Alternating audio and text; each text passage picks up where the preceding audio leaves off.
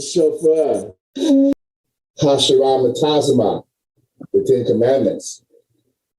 Ra'a, Yahaya, Raka, Alahayim, Akarayim, Iopinia.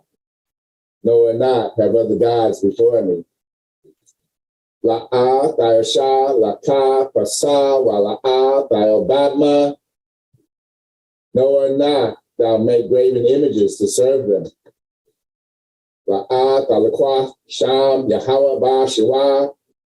No or not thou take the Most High's name in vain.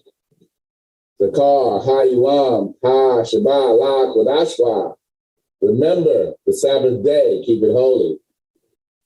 Kabbalah, Makah, Wa, Makah, honor your father and mother. La'ata, Latazak, know and not thou murder. La'ata, Kanab, know and not thou adultery. La'ata, Ganab, know and not thou steal. La'ata, Anashikar, no and not thou testify falsely.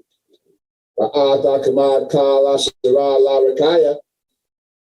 No and not thou covet, which is our neighbors. Selah.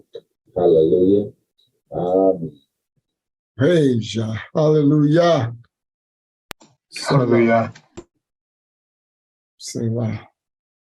Thank you, Elder. Hallelujah.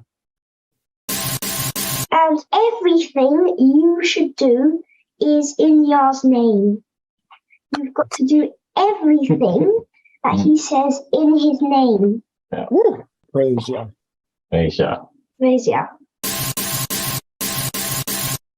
Hashiram Tazama, the Ten Commandments.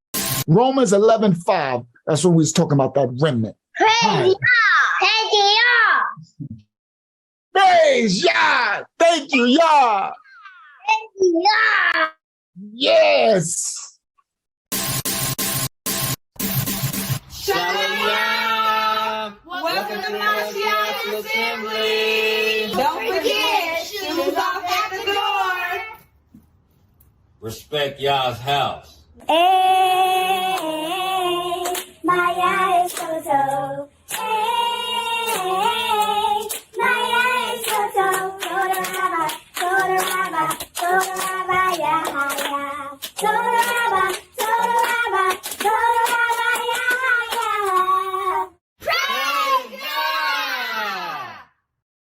Praise Yah!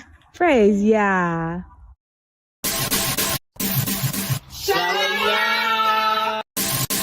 We sing praises to your name.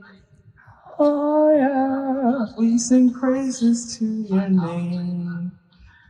Oh yeah, for your name is great and greatly to be praised. Praise Yah. Praise Yah. We sing praises to your name. Oh yeah, we sing praises to your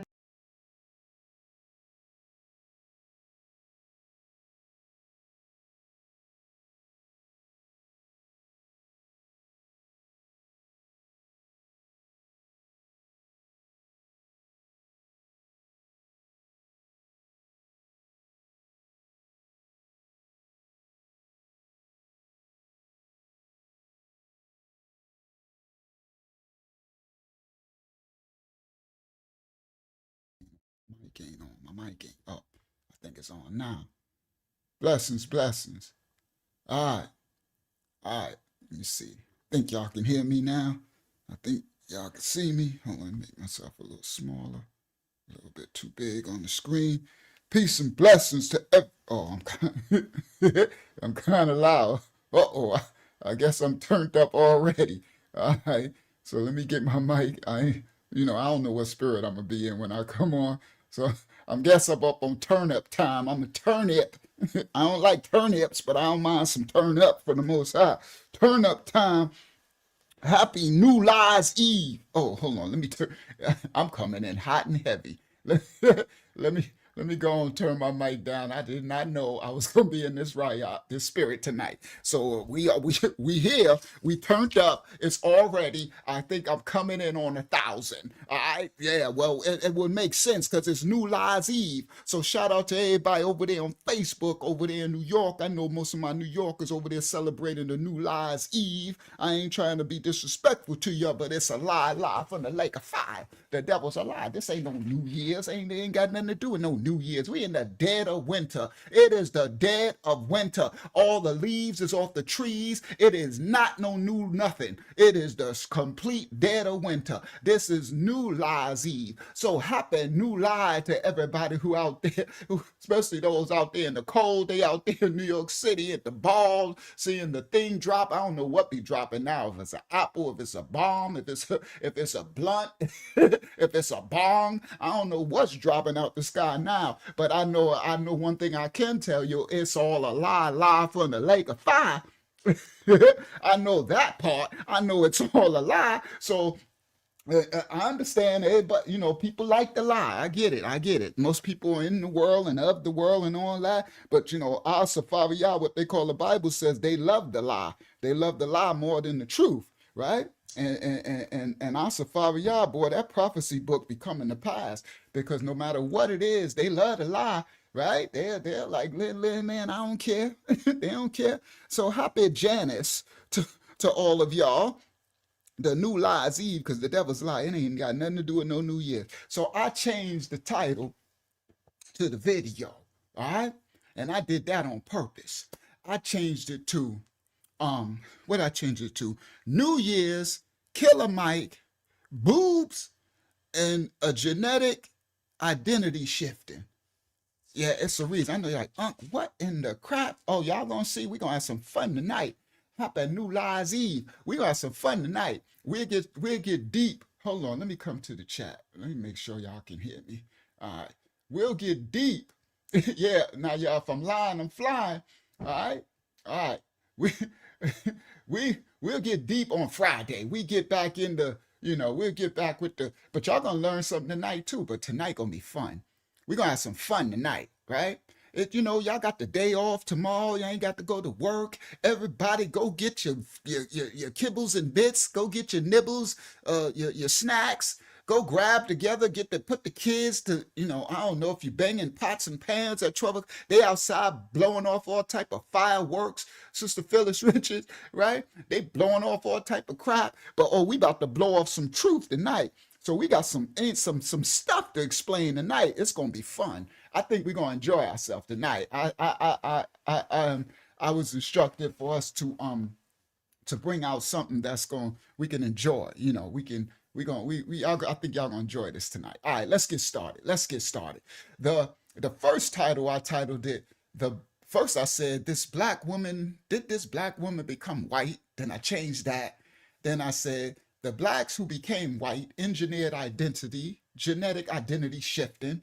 And I'm like, okay. So the reason why I changed the black woman thing, because usually when I make a title and it says black woman, they shadow ban, or maybe my black sisters tune out. They be like, they don't want to hear nothing. I don't know what it is, but it's usually very low numbers whenever I do that. So then after I had it, I said, oh crap, I don't want to trigger the sisters to think, we about to talk about them or something. It ain't about that. It's about, but I'm like, okay, let me, so I changed it to the blacks who became white. Did these blacks become white, right? Because we going somewhere, Delarisha, we going somewhere, right?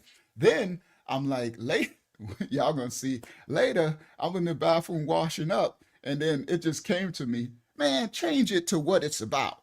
And I'm like, okay, so New Year's, because it's New Year's, I didn't realize it was New Year's Eve. I'm so out of the world, guys, that I don't even remember it be New Year's Eve or Christmas, none of that. I didn't realize till I was almost finished making this live, and I said 12/31.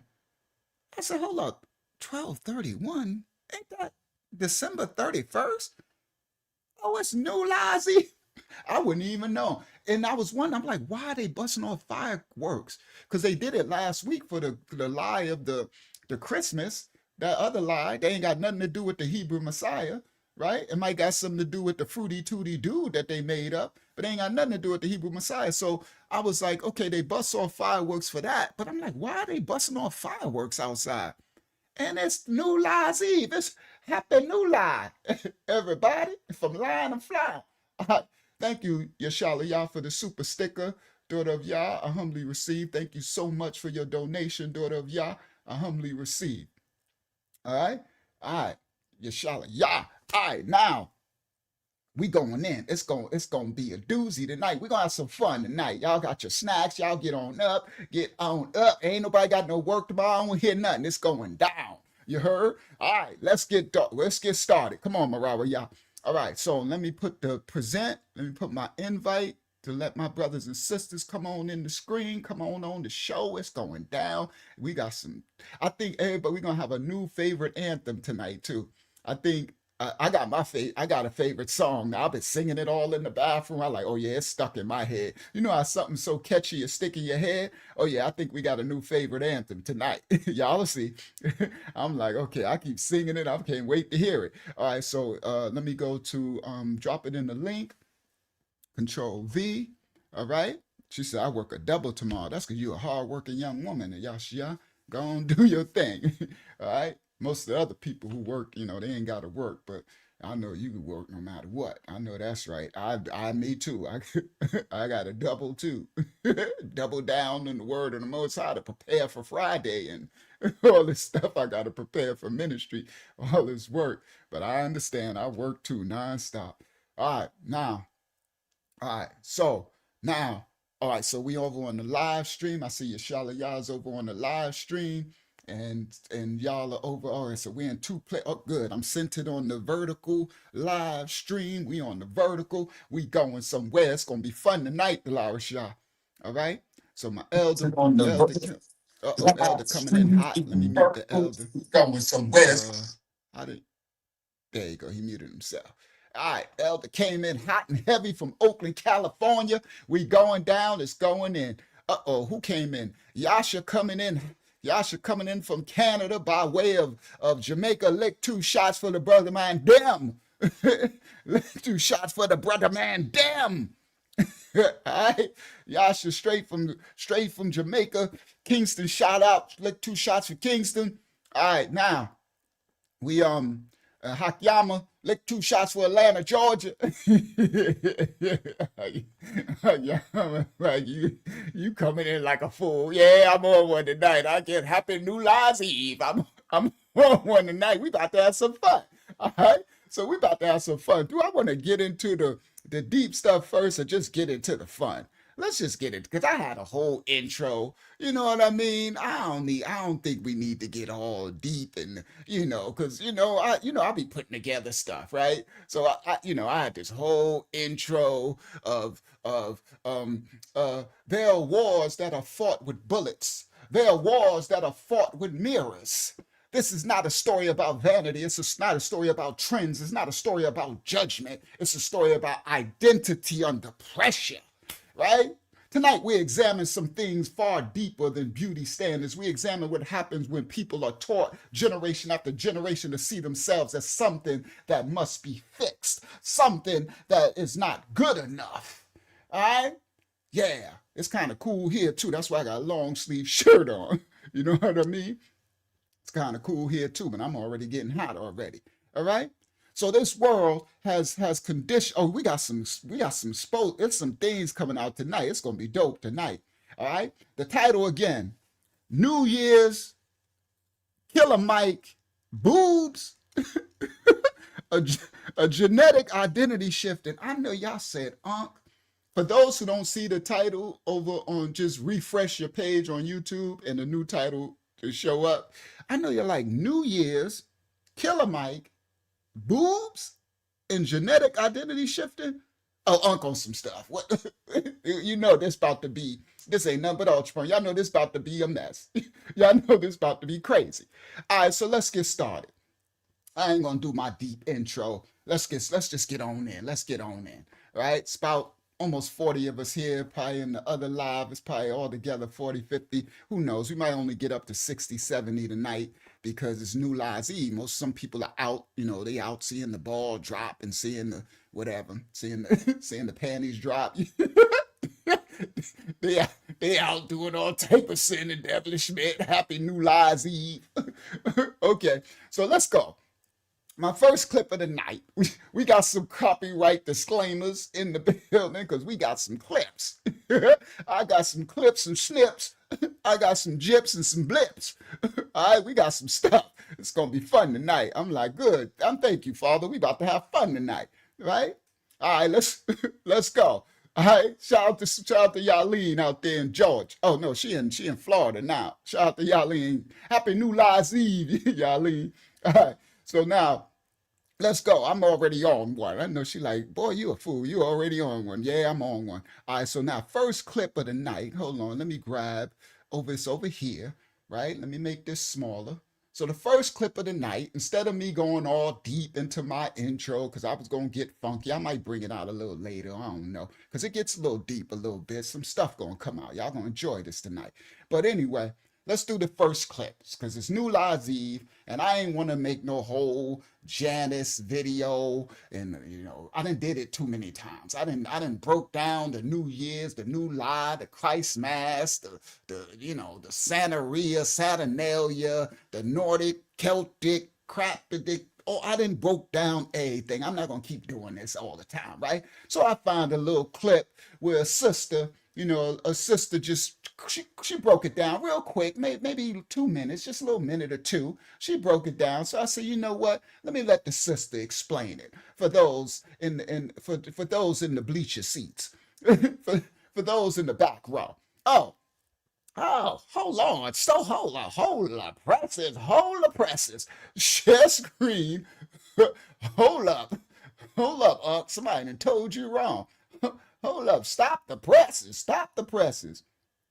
We got to do the thumbnails. You know, not the devil's life. I'm not gonna make this beautiful thumbnail, right? This thumbnail is a work. Now I'm working this AI thing. Let's go. I'm like, right? I'm like, let's go. Right? I've been working this thing. Genetic, this thumbnail popping like hot grease. Somebody done told you wrong. This genetic thing, this thing popping. Genetic identity shift.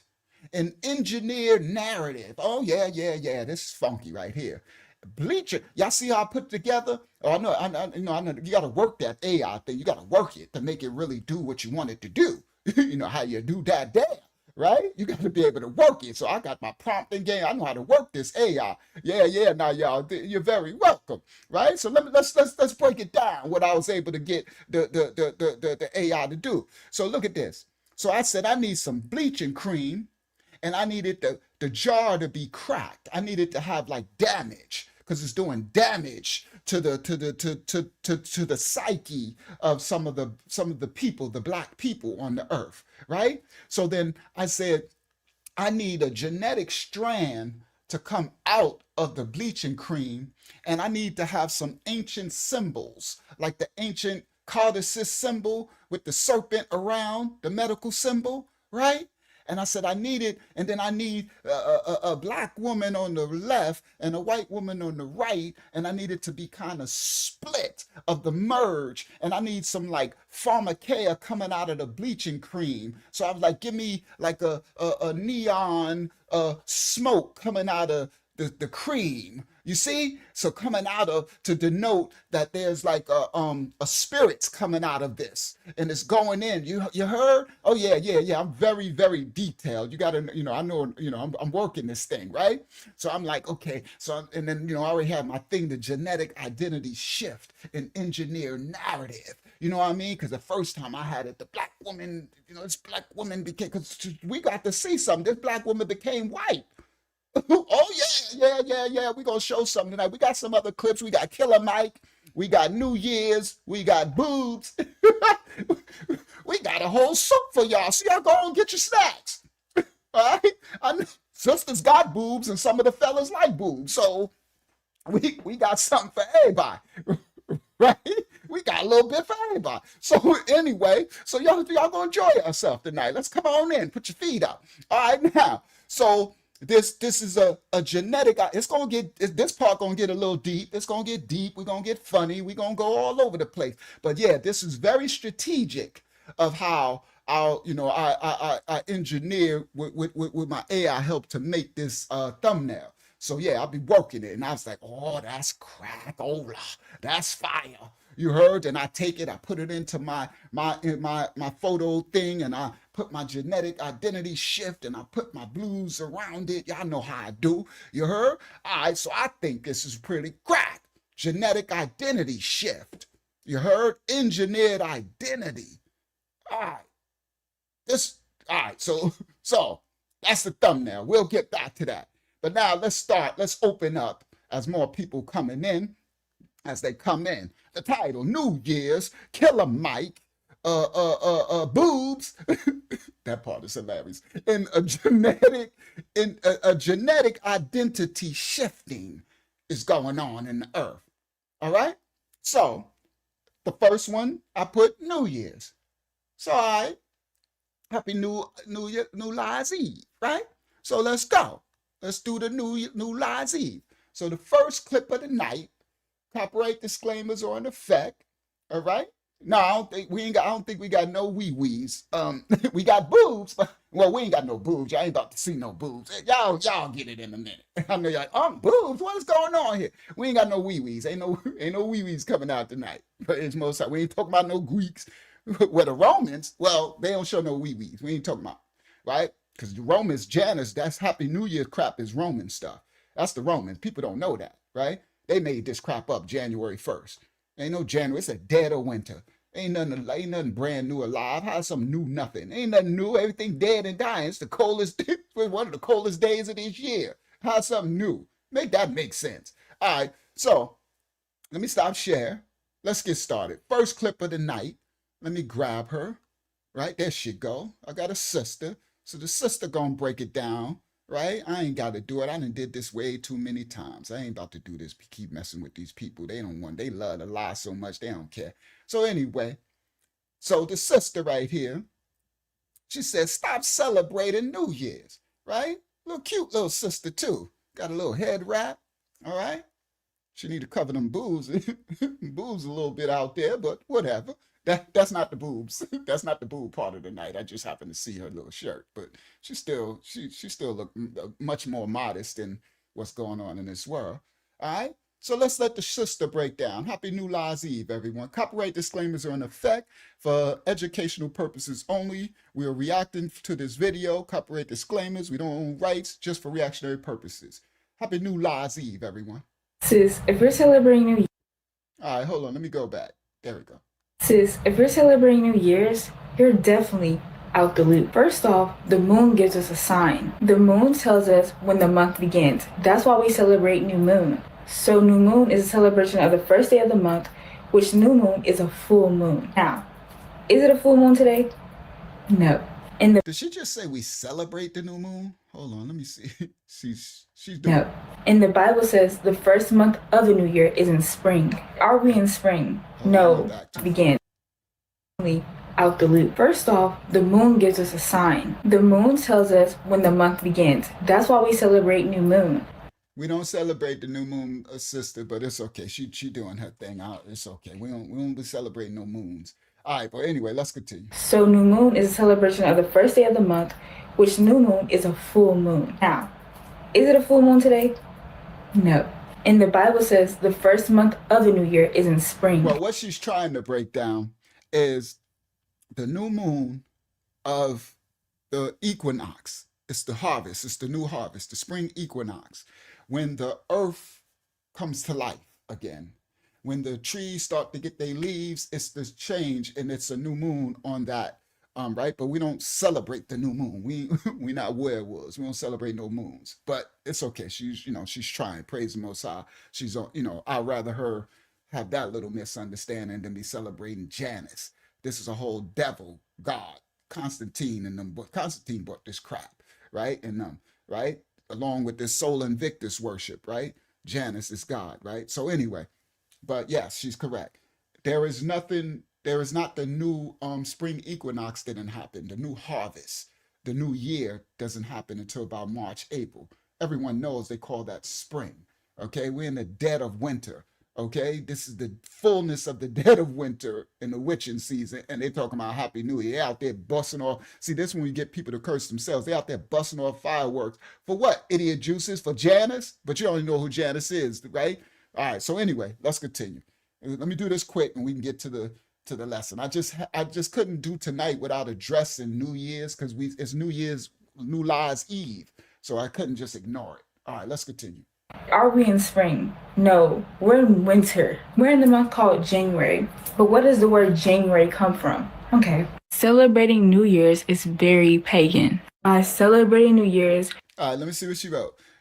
In ancient Roman religion and mythology, Janus is the god of beginnings and transitions. He is usually a two-faced god. I already broke that down. Since he looks to the future and the past, his followers honored Janus by making New Year's resolutions. The month of January is named after pagan god. Yes, Janus. Right, that's correct. You're celebrating and worshiping that god. And this goes into idolatry. You're worshiping another. Do you know what you're celebrating? Julius Caesar, emperor of pagan Rome, institutes the New Year's festival on January 1st. Facts. In 46 BC, Caesar adopted the Julian calendar. Yes, we got the Gregorian and the Julian. January is named after the Roman god Janus. Facts. That's where we get January. That's where we get January 1st and the Julian calendar. These Greco-Diddy Romans with their little wee-wees that we ain't showing none. We ain't showing none of their statues, so we ain't got to look at their little wee-wees, time of y'all. Right? So we ain't showing none of that. But that's these do with the togas. These were the Diddies. They gave you January 1st. Okay? It's a dead of winter. They were celebrating pagan gods. All right? These fallen angels. That's what they really are. All right, but let's continue. God that is not the God of the Bible. This is not God's tradition. This is a Roman God. So January comes from the Roman god Janus. He's a god of beginning and end. Hence, while you celebrate New Year's Eve, the end of 2023, then you celebrate the beginning of New Year's 2024. So when does the new year exactly start? Okay, I'll show you. In Deuteronomy 16 and verse 1, God says, observe the month of Abib. This was a commandment. But what is Abib? Abib, the ear of corn, the name of the first month of the year. Don't believe me? You can look it up. First of all, it's Abib, but that's hilarious. She's doing her thing. And it's Abayab in the original tongue. But okay, so anyway, that's hilarious. Yourself. Now they changed the name of Abib to Nisan. You can look and see Abib, Nisan, which it was later changed to, is March, April. So are we in March and April? No, we're in January. So January is all the way down here. Yes, that's the new harvest. So she's correct, right? And they call it Abib in the Canaanite, Hebrew, English tongue or whatever, right? But all right. January is closer to the end of the year instead of like the top. So y'all are not celebrating the beginning of the year. The calendar that the Romans went by. They went by the Gregorian calendar. And that is what America, this is what we go by today. So yes, you're celebrating a Roman custom and worshiping a Roman idol. Get in the loop. All right. So I just let the sister do it, right? Because I ain't about to go through all that. So that was the new year. Okay. So that took care of the in my title, New Year's, Killer Mike, Boobs, a genetic identity shifting. All right. I know. So now we ain't gonna address nothing else about no New Lies Eve. All right. And why do I feel all this heat on? I bet you see. I'm getting hot. Turn that back down to 70.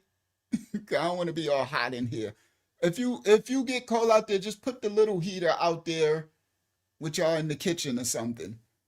But I bet you see to turn that thing down. I don't want to be hot in here and start sweating. All right. Now let's get going. All right. So that was the first clip of the night. Second clip of the night. All right. Do I want to do?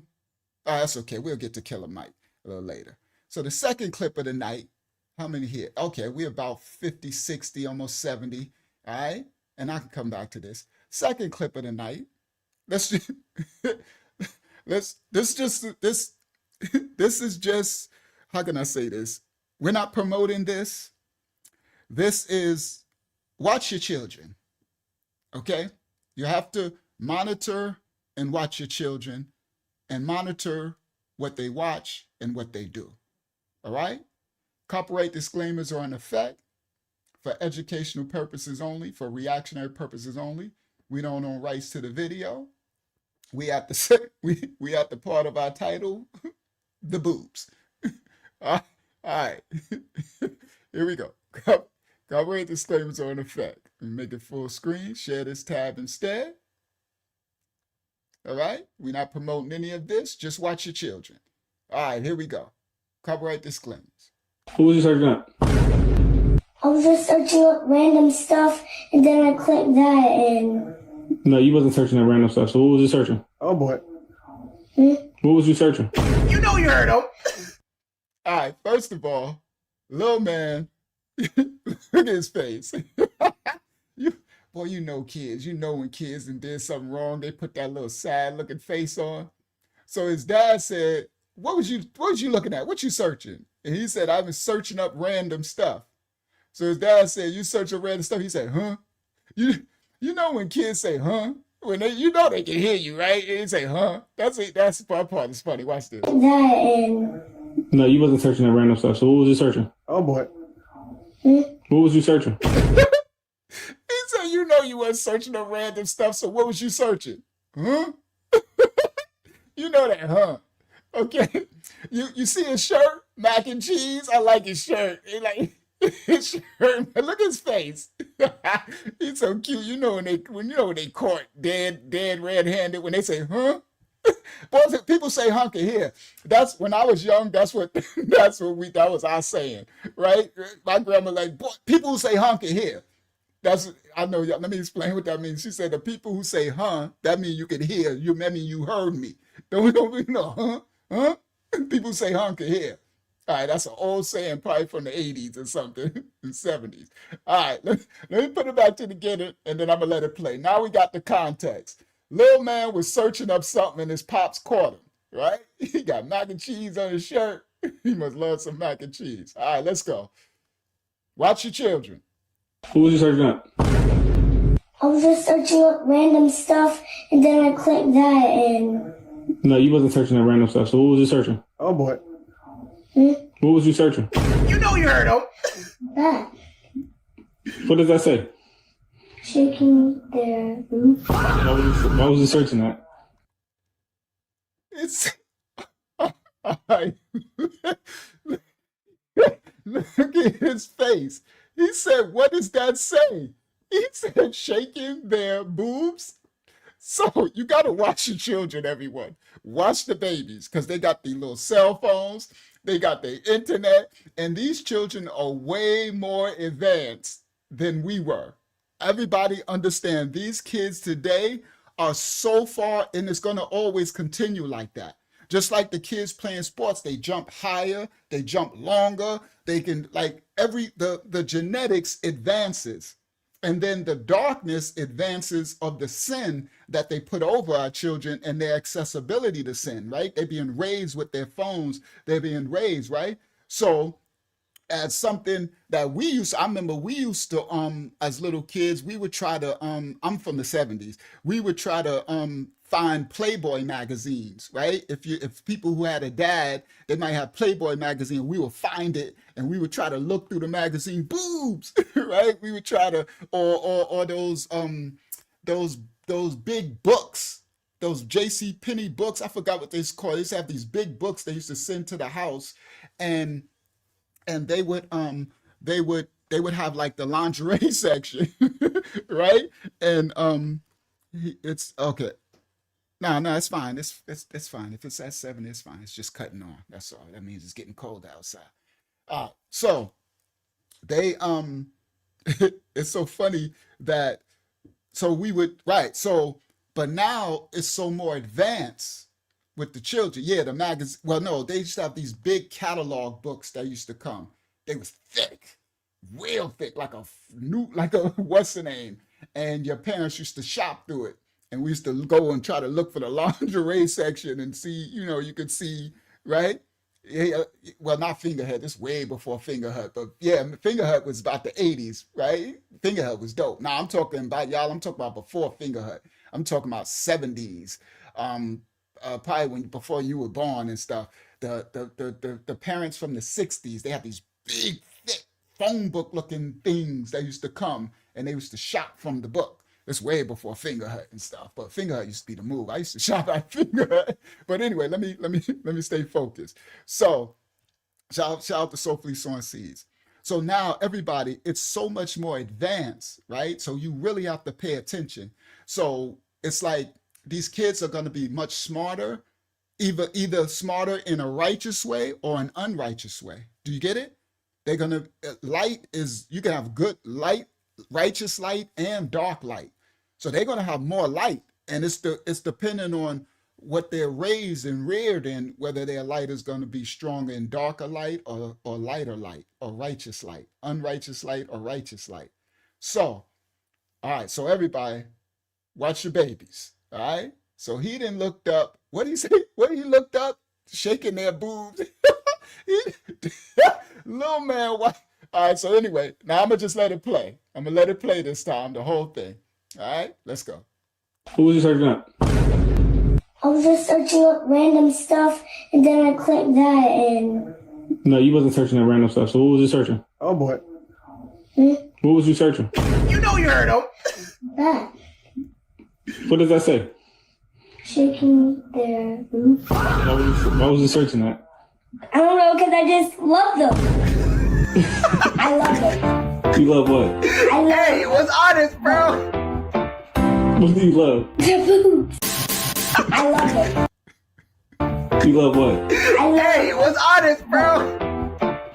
What do you love? their boobs. I'm sorry. What was you searching up? I just had to play it because I just bust out laughing. Now, the thing that I really appreciate is the fact that he was able to be honest. You understand? Because of the sin that we're born in, right? We're born and then we end up lying when they're really young. They start young, like 2 years old, 1 year, they'll steal a cookie. You're like, where the cookie? Oh, I don't know. Like, boy, who told you to lie? Right? It's a thing that's born in sin and iniquity. You can thank Adam and Eve for that mess, right? But what I do appreciate is that he has enough love and respect, or he's not scared of his dad enough that, yeah, he'll try to lie, but when pressured, he just told the truth. And you see how his face lit up? Did you see how happy he was just to tell his truth? He said, I just love him. Yo, that's crazy work. All right, let me just play it one more time because it's hilarious. All right, that's the boobs part. I know y'all like, boobs. I'm like, I'm sorry. We got some random clips. We're going to show some stuff tonight, but I had some random clips to show too. All right, so here, let's play it one more time. What was you searching up? I was just searching up random stuff, and then I clicked that, and... No, you wasn't searching that random stuff. So what was you searching? Oh boy. What was you searching? You know you heard him. That. What does that say? Shaking their boobs. Why was you searching that? I don't know, because I just love them. I love them. You love what? I love Hey, it was honest, bro. What do you love? their boobs. I love them. You love what? I love Hey, it was honest, bro. What do you love? their boobs. What was you searching up? Oh, shout out to little man. Now cover your children and all that. But I'd rather him be loving the boobs than be loving something else, right? But anyway, we know the baby shouldn't even be introduced to that, but they just are. You understand? So you got to watch your babies. You understand? Cover your babies. And shout out to little man, right? I'm glad that he has the freedom to tell the truth. You know what I mean? Because it's really traumatizing when you don't have that relationship with your parents, that you can't be free. I actually did that with my children, the ones that I was able to raise. from birth to adulthood, that I gave them, my daughter too, the freedom. You don't ever have to be scared to tell me nothing. You know, it's like I'm your dad, but I still want a level of friendship, of trust, where you don't have to think I'm a berate. I would rather you tell me the truth so we can work it out than you have to lie to me. So, yeah. Um, what would I have said? First of all, I would have, that would have been a rough one, because on the other end, if I wasn't monitoring him enough, that he shouldn't have that level of access to be searching boobs, right? That means he'd been introduced to a certain level. But if this was my reality, because maybe his mom allowed, maybe, maybe he doesn't live with me, he ain't under my roof, because if he was under my roof, he wouldn't have that access. I'll be covering him way more than that.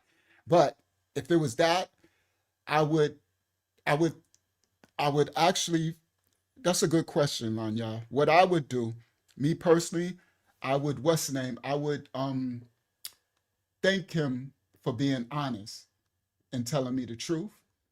And I would say, I want you to always know, I would reinforce that he's safe to be able to tell me the truth.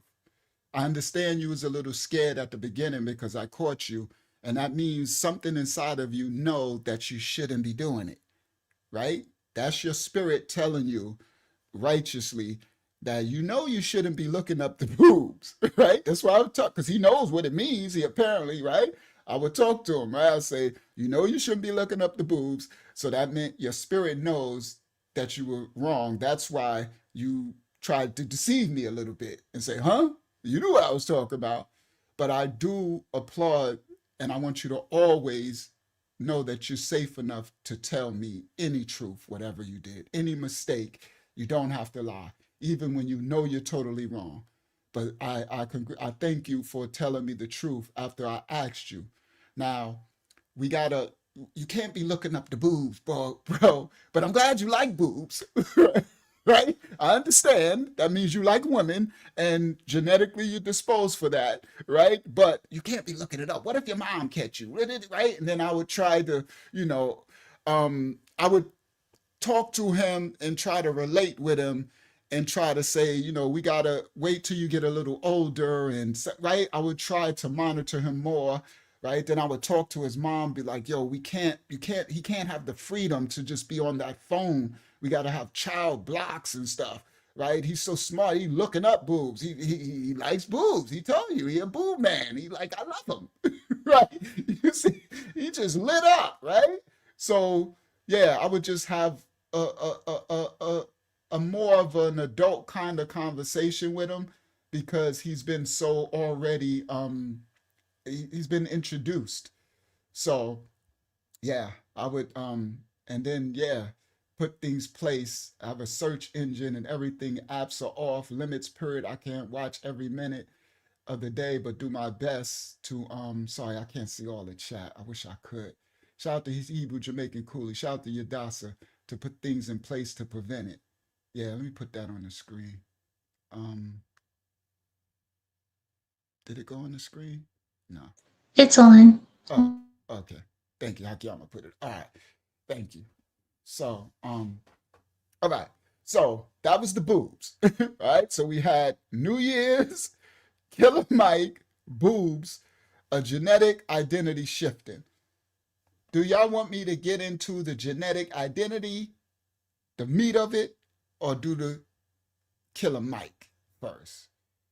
Let's just do the Killer Mike, since let's knock out the title, right? We don't do what you call that, clickbait, right? So let's just do the Killer. I wasn't gonna do it. I was gonna do it a lot later, but let's just do the Killer Mike. All right, it's not too long of a clip. All right, so. And that'll knock out. And then we can get into the meat and potatoes of tonight's lesson, right? The genetic identity shifting. All right. So protect your children, right? And you have to cover them, because music, movies, cell phones, it's even in cartoons, And Yadasa sent me this clip, and I was so thankful for it. And this is one of my new anthems right now. Share this tab instead. Protect your children. Check this out. And look at the little boy's sister looking at him. Copyright disclaimers are in effect for reactionary purposes only. All right? You can take it off the screen, Hakyama. Oh, it's already off. Okay. For reactionary purposes only, copyright disclaimers in effect. Check this out. I love myself. I love my skin. I love my hair. My melanin. Even I lose. Was born to win. I never quit. Just try again. I love myself. I love my skin. I love my hair. My melanin. Even I lose. Was born to win. I never quit. Just try again. When I look in the mirror, what do I see? Oh, shooky now. That's what I'm talking about, right? Thank you, Yadasa, for this clip, right? Now, this is the balance from the little man who was talking about the boobs, right? Cover your babies, right? So this dad is probably watching what his son pays attention to, right? I'm like, let's go, little man. Look how his sister just looking at him like, boy, you ain't nothing, that ain't nothing but archpart, right? But his sister just looking at him with the love and the admiration of her brother, right? Check him out. Let's go. Let's go. This ties into tonight. Here we go. I said, this is my anthem right here. Let's go. I love myself, I love my skin, I love my hair, my melanin. Even I lose, was born to win. I never quit, just try again. I love myself, I love my skin, I love my hair, my melanin. Even I lose, was born to win. I never quit, just try again. When I look in the mirror, what do I see? I love myself. Yo, the little man meant a part of that. He meant a part. Did y'all see when he tapped himself? He said, yo, I'm like, yo, I told y'all not, y'all, we got a new anthem. I told you, I'm like, I was in the bathroom, guys, after I put this together, washing up to come here for the live, I was in the bathroom. I love myself. I love my skin. I love myself. My melanin. I was like, ow. I was like, oh, that's my song, because it just stays in your head. You heard? I was like, when I look in the mirror, and it ties in to tonight's lesson. You're going to understand, because there's a, you come on, great segue to the thumbnail, and where we going in the lesson. Great segue into the lesson, right? So I got to play this one more time, because little man is going in. Look at his sister looking at him like, that's my big brother. He like that. He like, go ahead, boy. All right, check him out. I love myself. I love my skin. I love my hair. My melanin. Even I lose, was born to win. I never quit. Just try again. I love myself. I love my skin. I love my hair. My melanin. Even I lose, was born to win. I never quit. Just try again. When I look in the... Did you see how he tapped his chest when he said, I never quit? That is, look how he tapped his chest. I never quit. Just try again. When I look in the mirror. He said, I never quit. Yo, y'all remember I taught y'all that sometimes you got to pat yourself on the back? You got to, because no one else will. You understand? Sometimes you give yourself credit for trying to be righteous in an unrighteous world. You give yourself credit. He said, he tapped himself on his chest. Come on, little king. I never quit. Just try again. He said, I never quit. Come on, just try again. Oh, all right, last time. I'm sorry. I love this so much. All right, I'm just one more time. I love myself. I love my skin. I love my hair. My melanin. Even I lose, was born to win. I never quit. Just try again. I love myself. I love my skin. I love my hair. My melanin.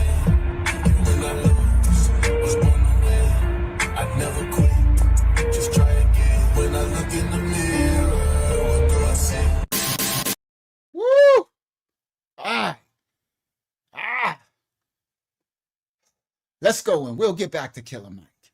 Let's go in.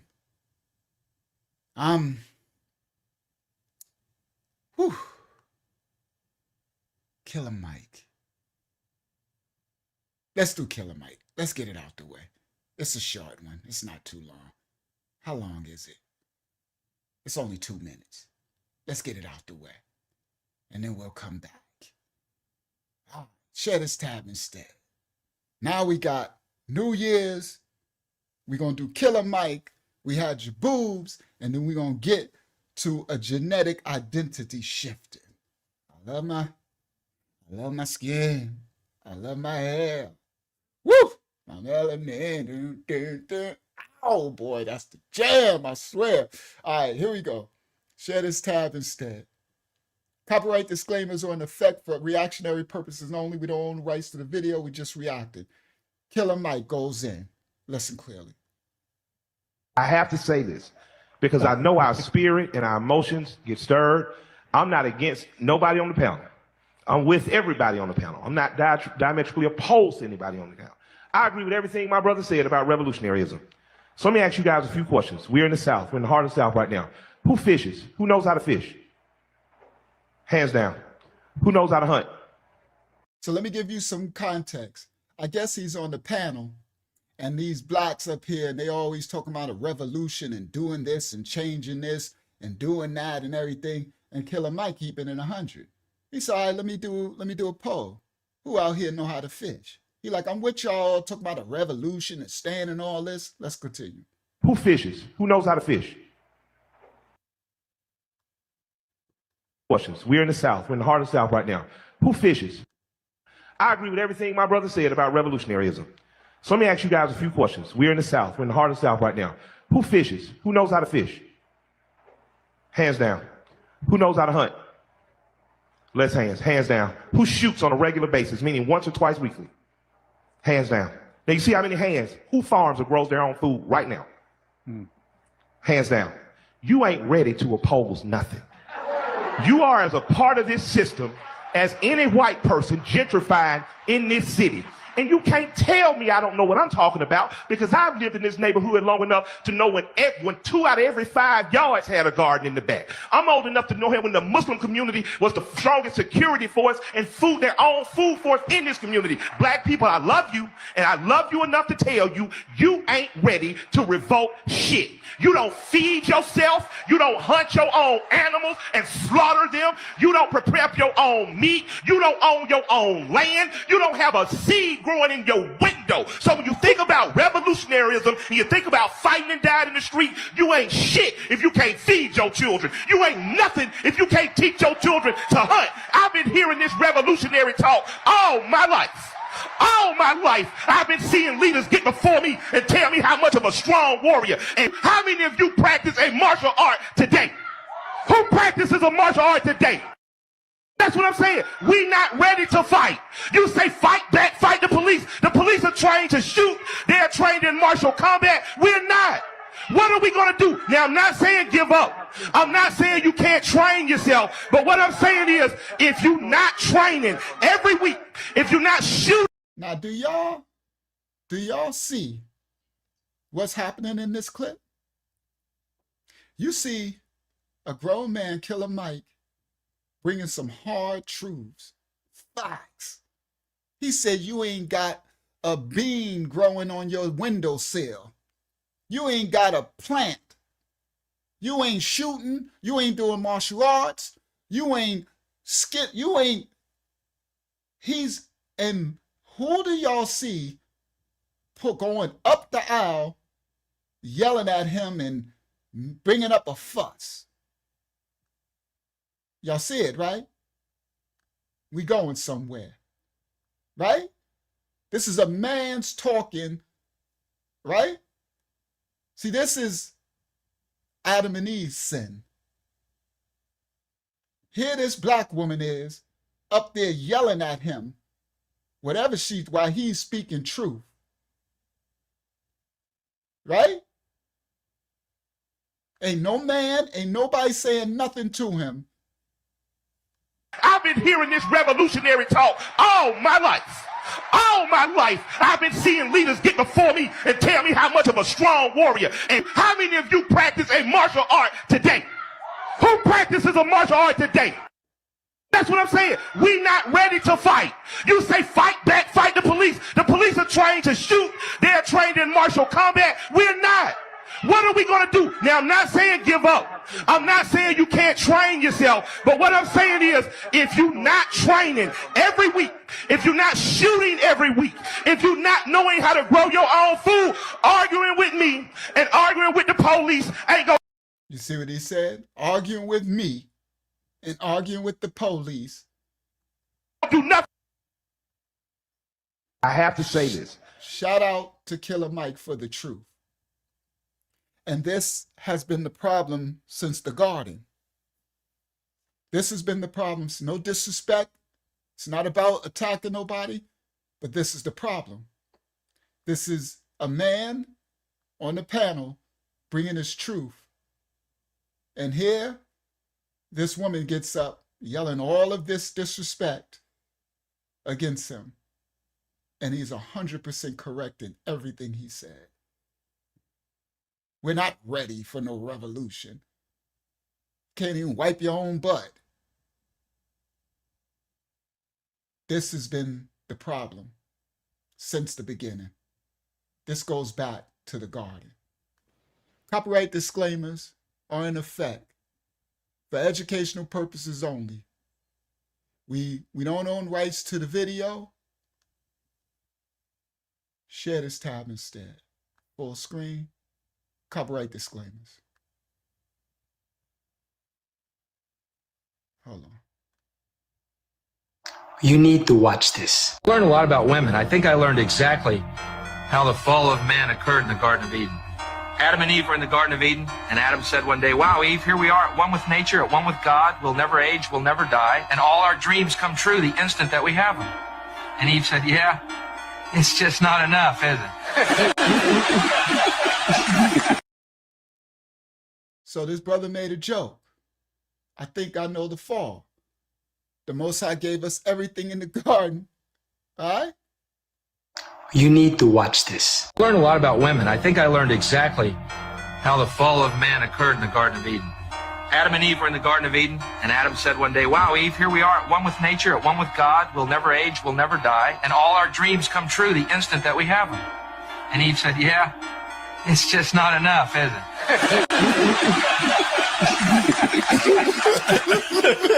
Wow. That's not funny. I was just waiting for more. No, that was kind of his point.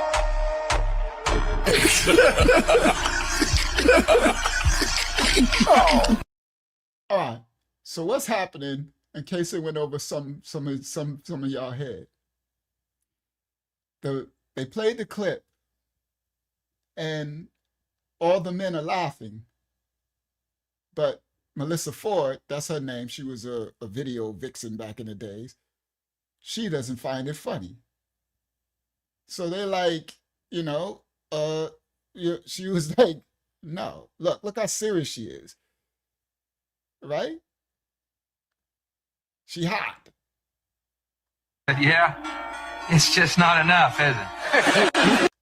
That we have them. And Eve said, yeah, and all our dreams come true. The one with nature, at one with God.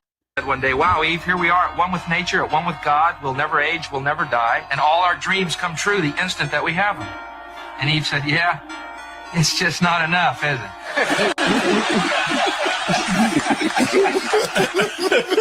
Wow. That's not funny. I was just waiting for more. No, that was kind of his point. That's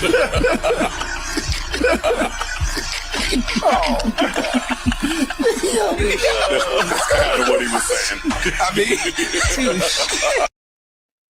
that's actually a really classic clip. The fact that she said, I was just waiting for more. You're like, yeah, that was his point. All right, so anyway, now let's get to the meat and potatoes. We did New Year's, we did Killa Mike, we did the boobs, right? Now let's get into a genetic identity shifting, the engineered identity. All right. There is a black woman who's now changed herself white. Yeah, she turned herself white. Now, there is others who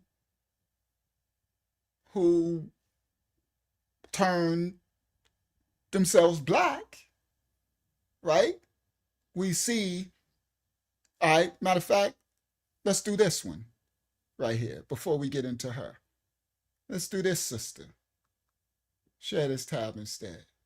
Copyright disclaimers in effect for reactionary purposes only. Yeah, you thought it was Photoshop.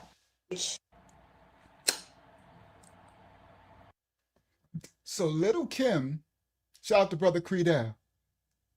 So Little Kim thinks that this is cute.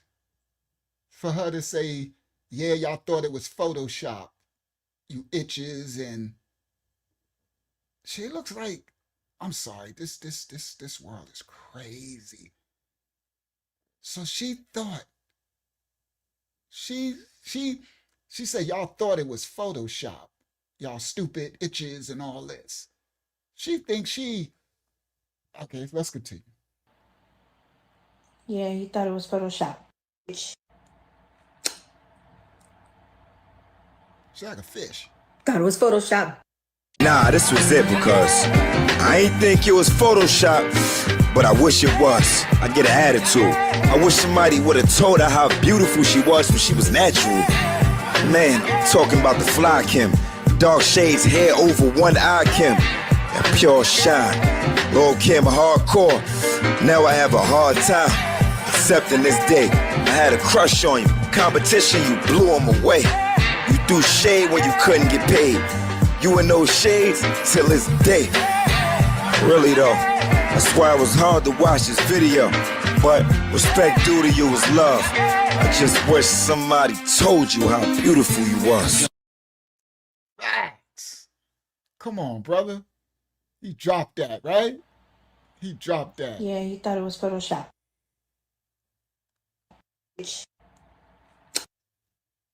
So again, this is the whole important part of our little brother.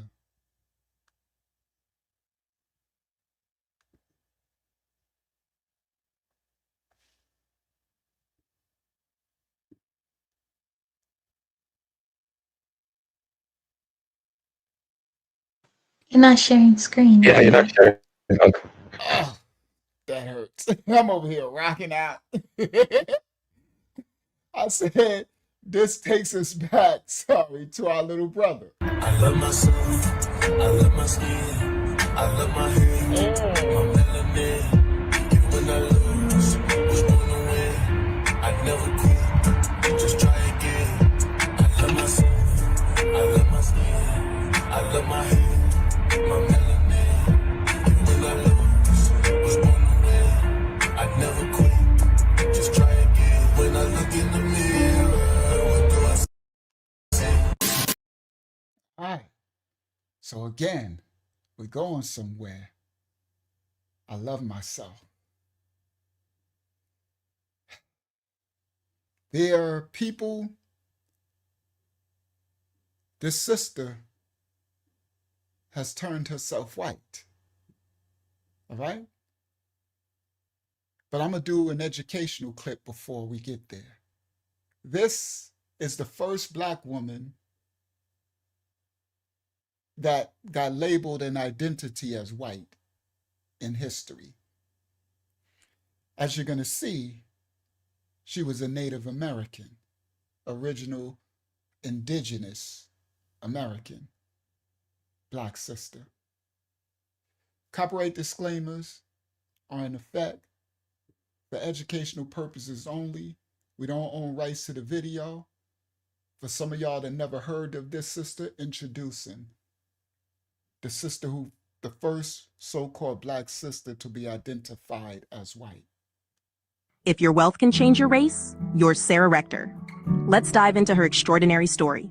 Born in 1902, Sarah Rector was a black girl of Muscogee Creek descent living in Oklahoma. At age 11, oil was discovered on her land, making her one of the wealthiest black children in the U.S. One of the wealthiest black children in the United States, Sarah Rector, Muscogee Indian woman, Aboriginal, indigenous to America. Oil was discovered on her property, her family land, at age 11. Story. Born in 1902, Sarah Rector was a black girl of Muscogee Creek descent living in Oklahoma. At age 11, oil was discovered on her land, making her one of the wealthiest black children in the U.S. Her fortune wasn't all smooth sailing, though. Oklahoma laws required wealthy Native Americans and freedmen to be placed under white guardianship. Sarah's guardianship led to scrutiny and Oklahoma, everybody listen, required. Fortune wasn't all smooth sailing, though. Oklahoma laws required wealthy Native Americans and freedmen to be freedmen. Native Americans were black as well as Mongoloid natives. The original indigenous, the first indigenous Americans were black, copper colored. All right? Then the Mongoloids came over, right? Oklahoma required any original natives, whether they were Mongoloid or copper colored, what you would call black, right? And freedmen, those who came over on some of the slave ships who got freed, or those who didn't come over on slave ship who came into America and was already free here. All right? Now listen clearly. Placed under white guardianship. They had to be placed under white guardianship. Sarah's guardianship led to scrutiny and concerns about financial mismanagement, even drawing attention from the NAACP and W.E.B. Du Bois.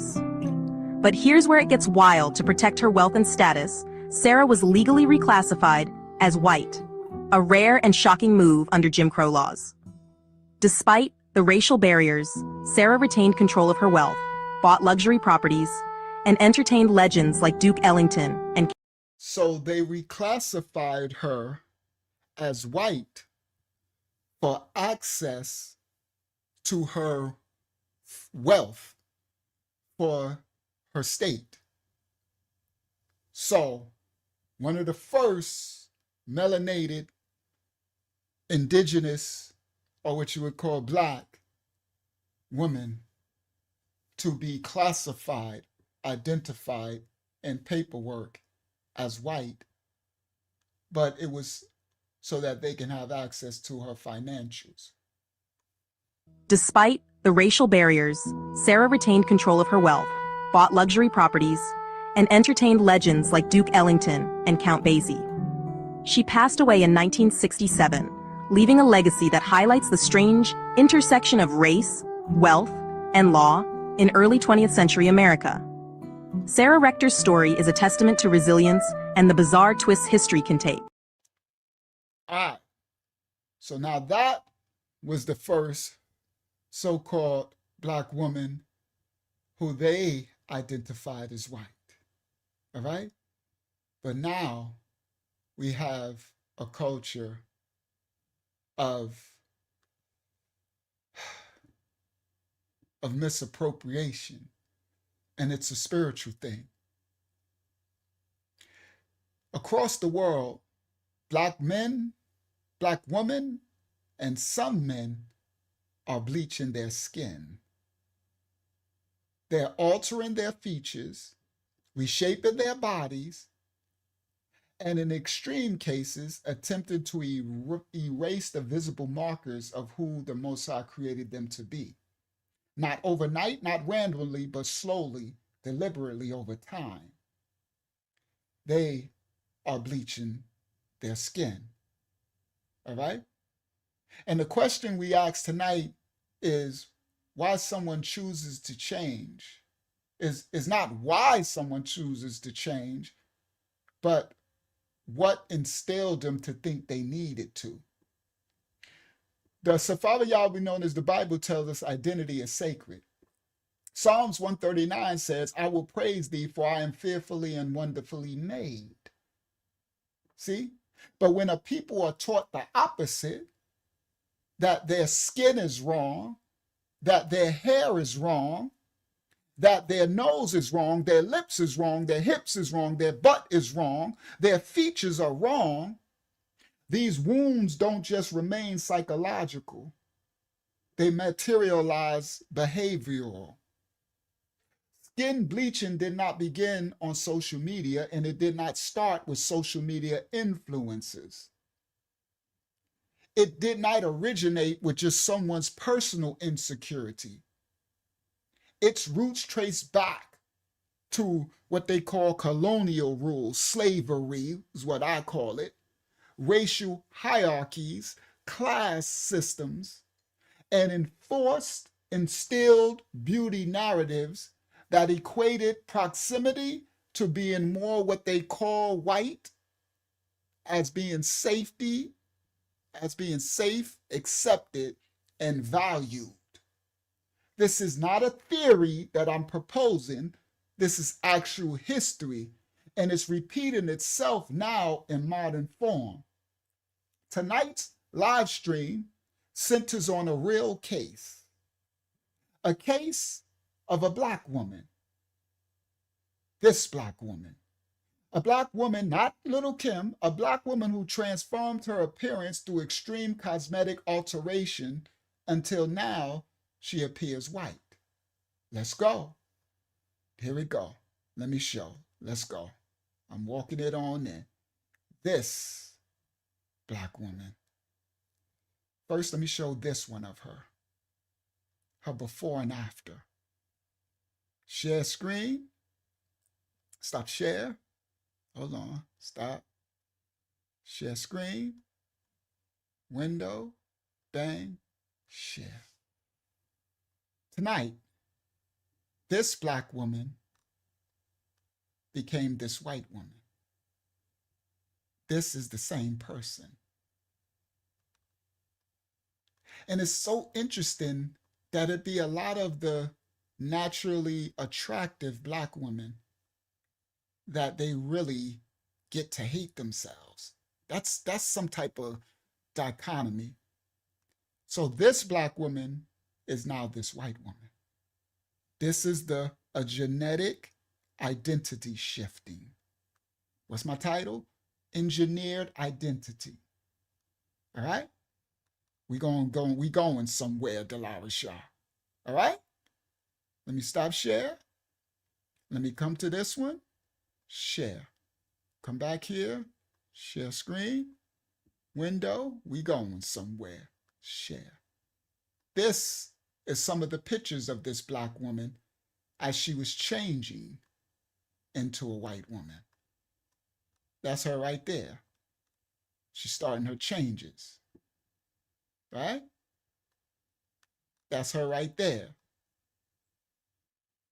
Right? That's her when she was fully Black. All Black Air Force One. That's her now. That's crazy work. That's crazy work right there. And that's my thumbnail. Genetic identity shift, an engineered narrative.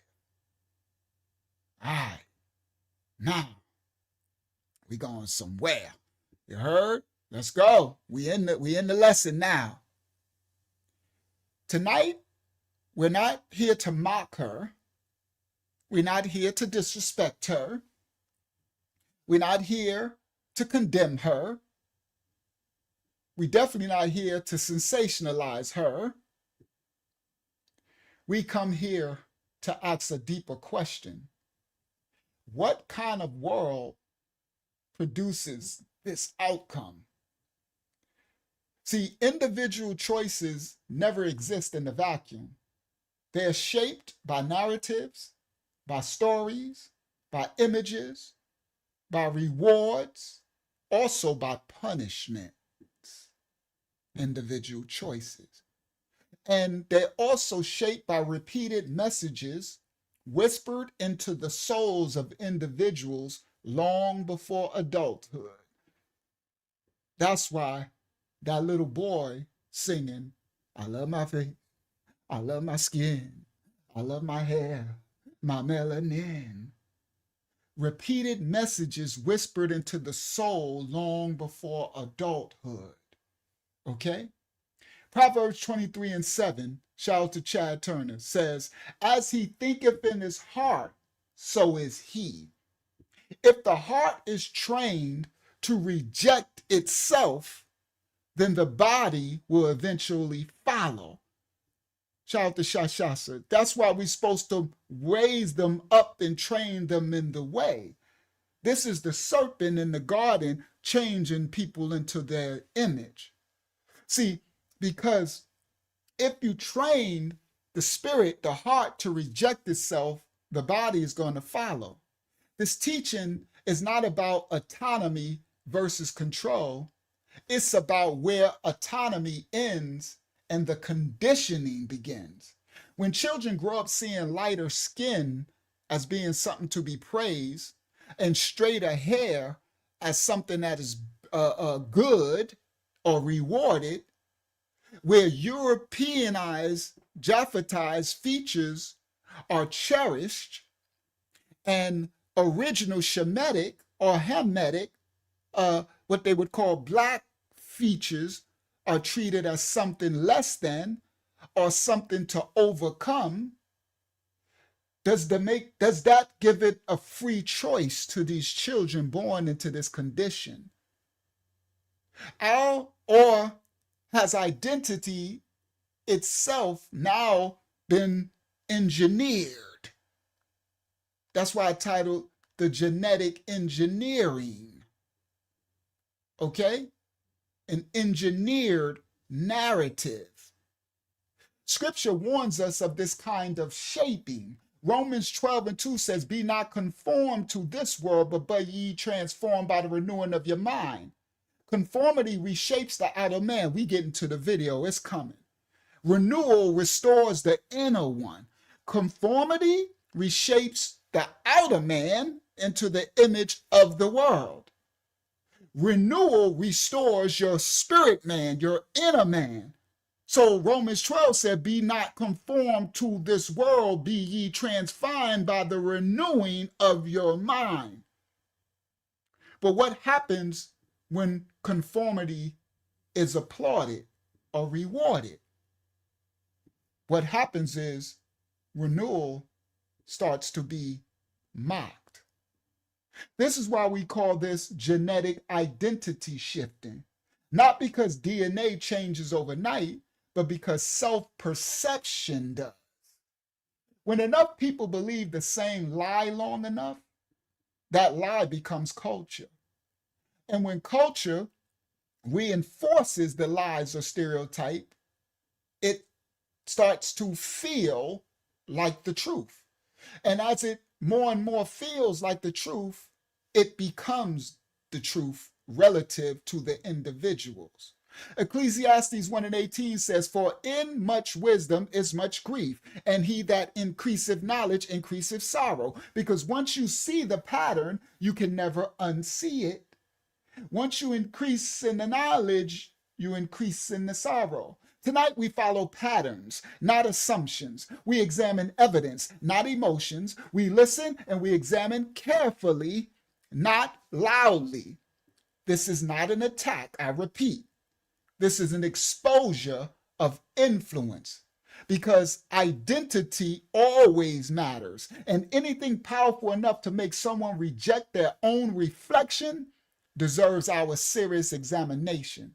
This is not about just who someone became. It is about who told them that they couldn't be who they were. They couldn't remain who they are. Family, let us begin. First clip of this sister. Let me see which one I'm gonna go to first. Yeah, let me go to this one. Right? So I did that one. Yeah. So I got them lined up. got them lined up for a reason, right? Let me make sure. So, this clip first. Copyright disclaimers. Stop share. Come back to y'all. Share screen. Gotta be this one because it's yep. Share. Copyright disclaimers are in effect for reactionary purposes only. We don't own rights to the video. We just reacting to the video. Good now, our next guest, the Hearts. You all right? Oh. Do I want to do this one first? Let me see. Let me do this one first, right? And then come back to that one. Share this tab instead. I'm going somewhere. This woman who was on the screen, the black woman that turned herself white, her name was Donna Briggs. Her name is Donna Briggs. This is a real short clip from her, and then we going somewhere else. Oh, that ain't this one? Okay, we're going to come back to that one. Let me do I want to do this one? Let's introduce her. Yeah, it's 3 minutes. Let's introduce her, and then we'll come back. All right, share this tab instead. Copyright disclaimers are in effect. I don't need no man. I don't need no man.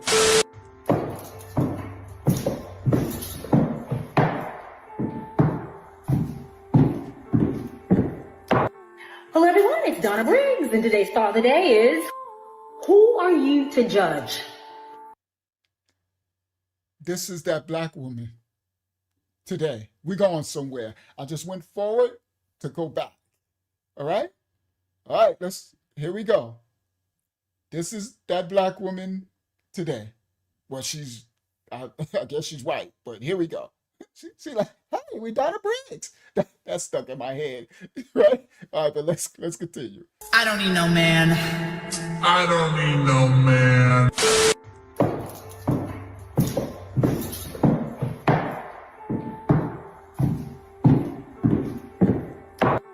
Hello everyone, it's Donna Briggs, and today's thought of the day is, who are you to judge?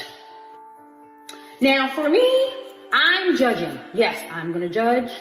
Especially if you want to hang around me, talk to me, be in my presence, hang out with me, just anything that's regarding me, I'm gonna judge.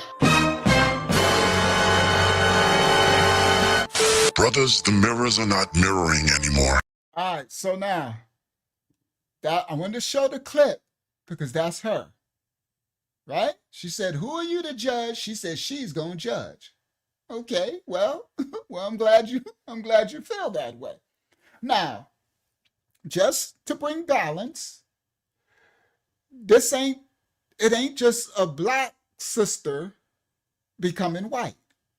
We've had white sisters try to become black, right? You know, Unc, I got to bring balance.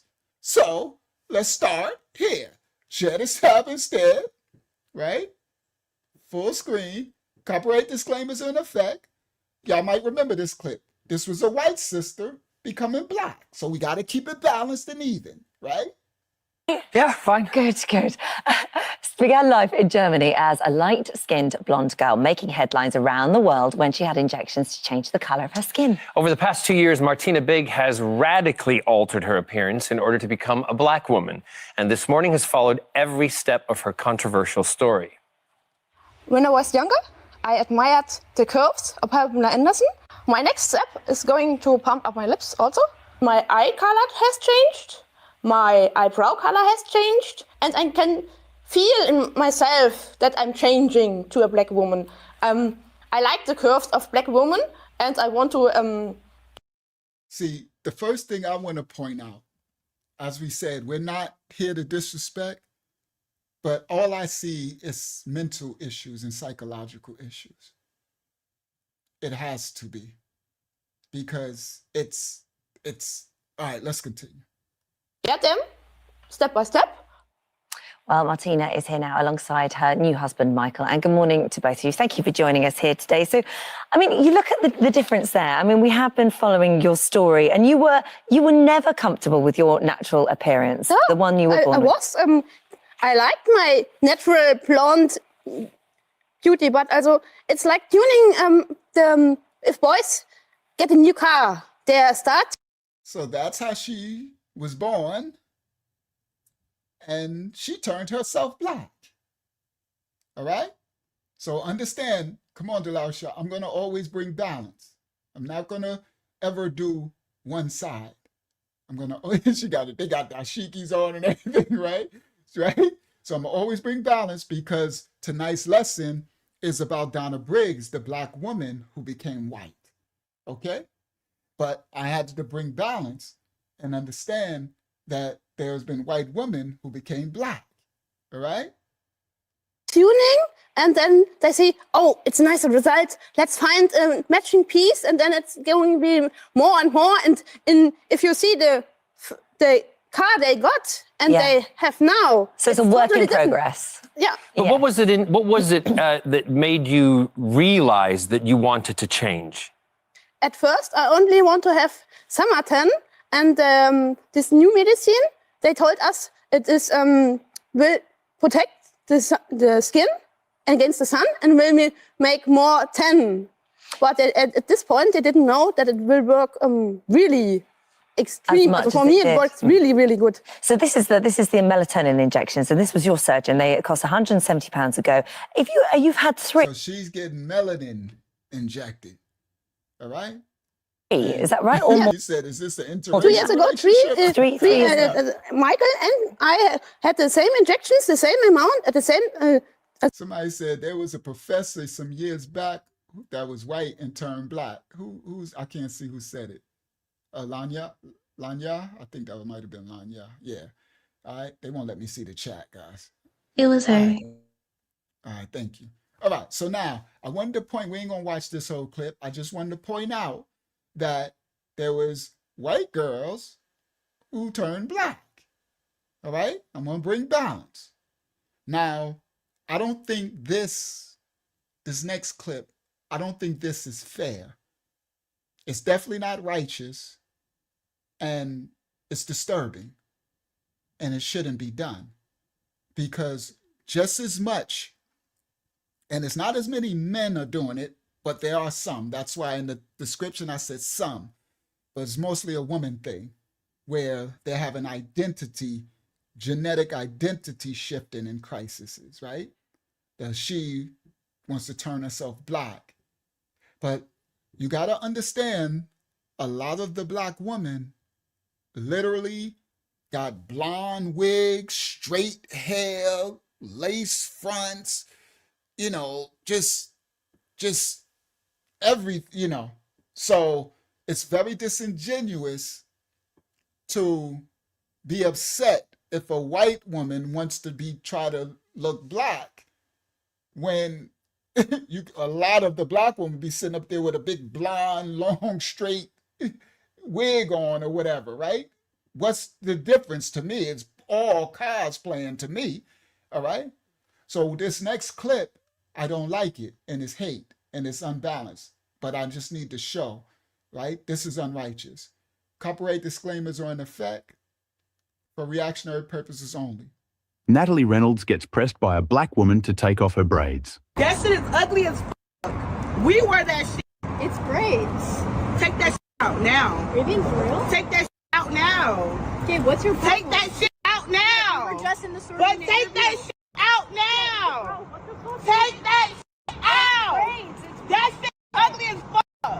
What is going on? That shit is ugly though. Like, I'm sorry, sister, but this is ugly as too.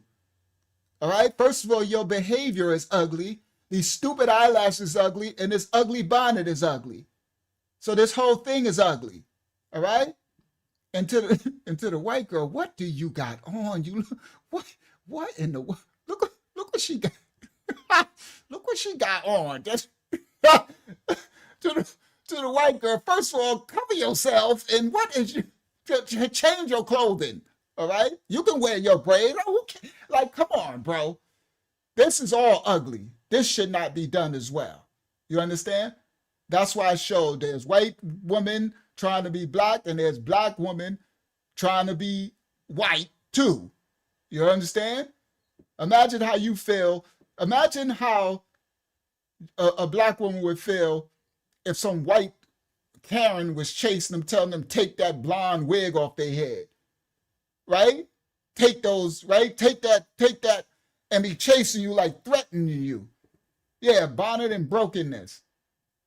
Talking about that's ugly. All right.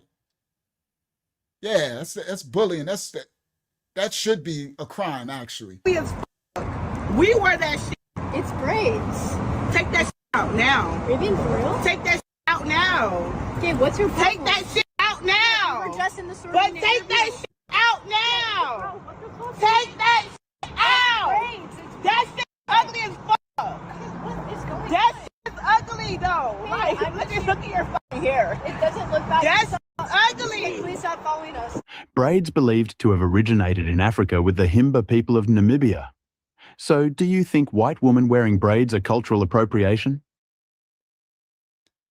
Natalie Reynolds... It's as much a cultural appropriation as any black woman wearing white, straight hair or wigs or, permanent hair to be straight. It's none of it. You shouldn't be abusing anyone. You understand? This right here is just all jealousy.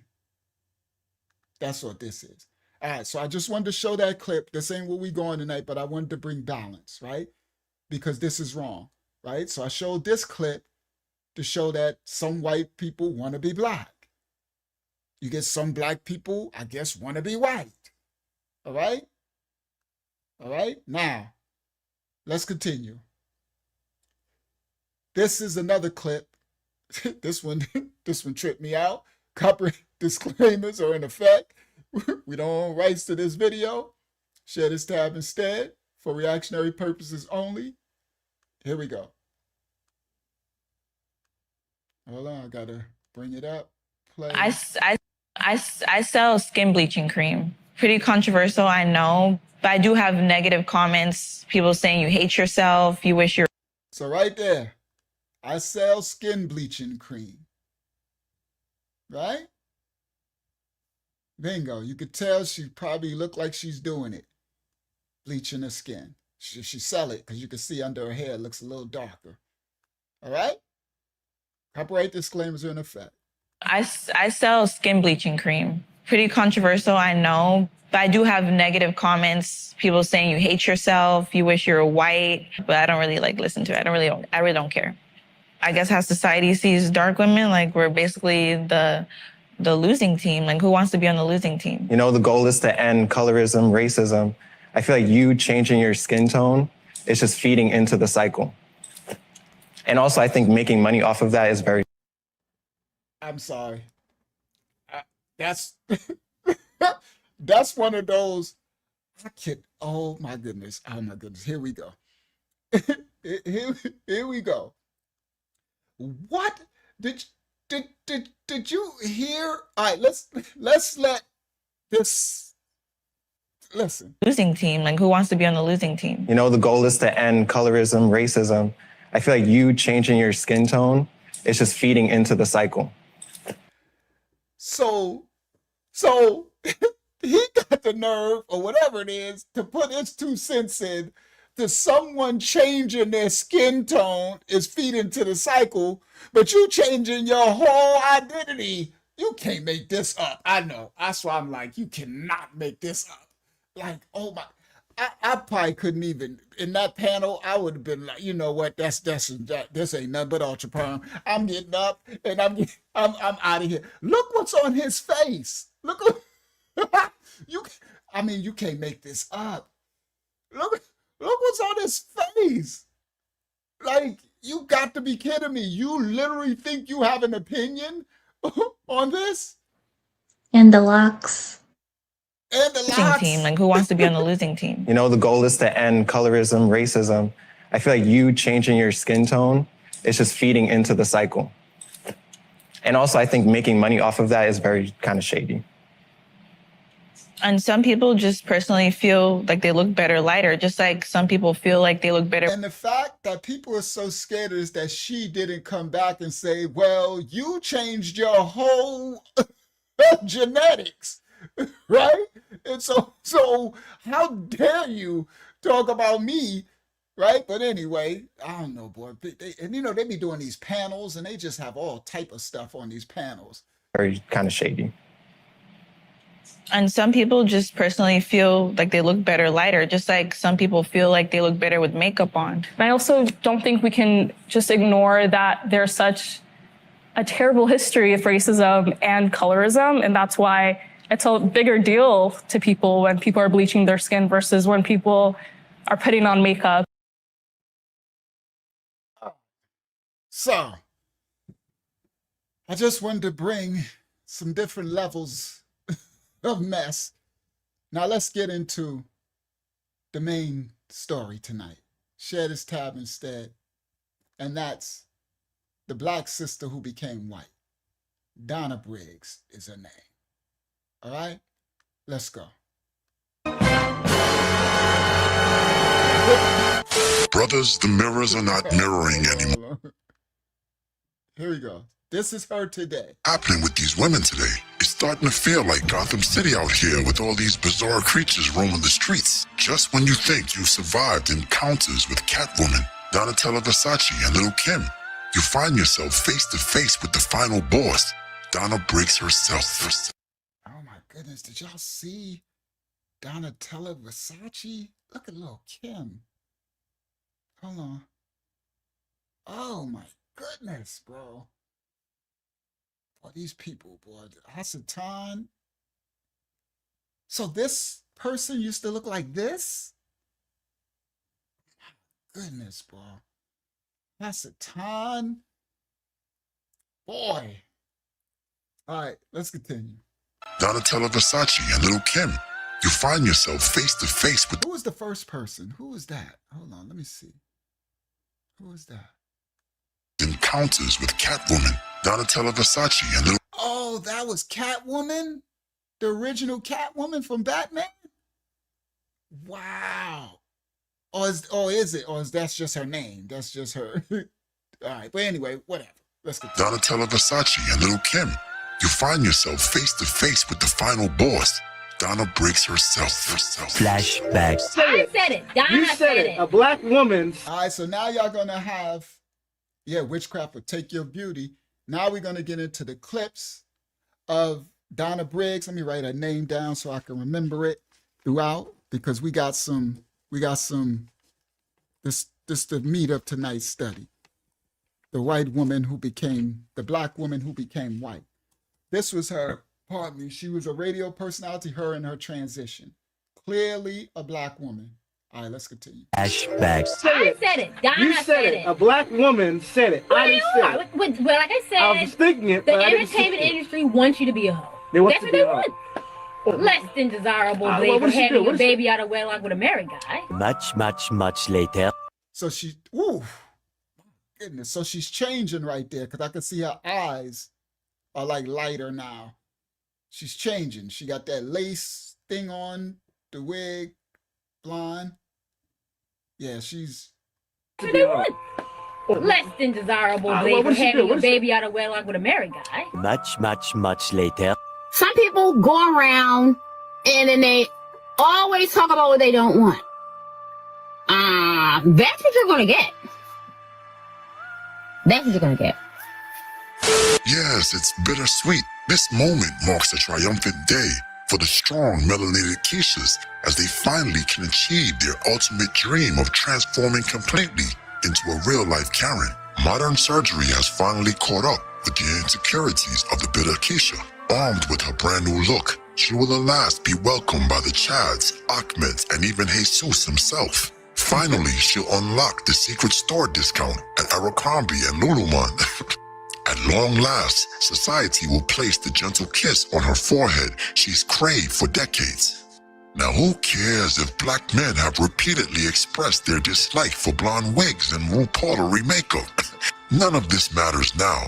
What's truly important is whether her transformation will spark excitement. So this beautiful black woman, B Sparrow, you walked into a mess. Yes, the original Catwoman was Eartha Kitt, but then later on the Batman on TV and all that other stuff, they had some white women playing.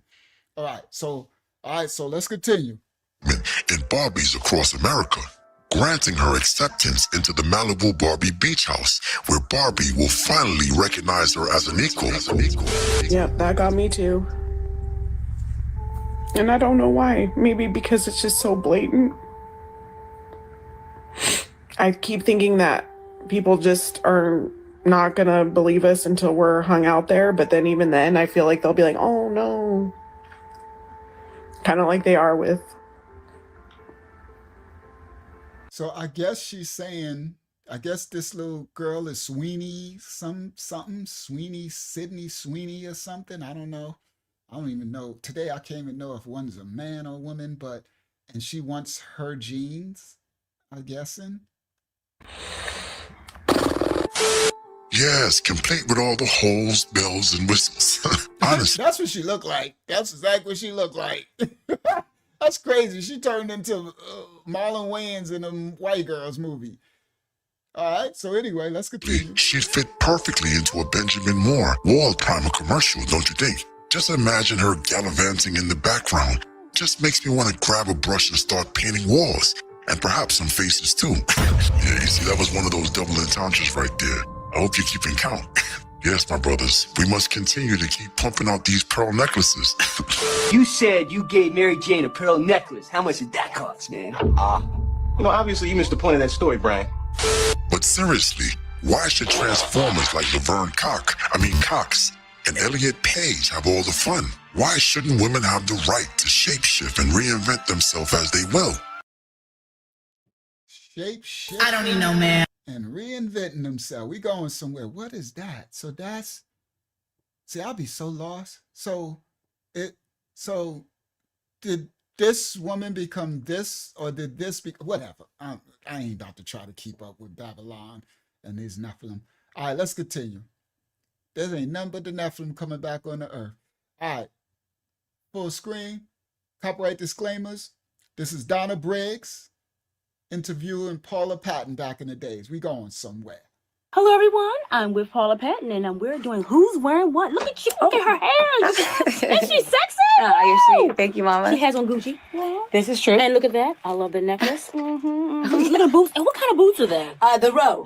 The row. Yes. Leather suit. Look at that. I love it. Thanks, Mommy. She is She's so fabulous, cute. guys. But the hair. What made you do blonde? I don't know. It was just a Well, you look good.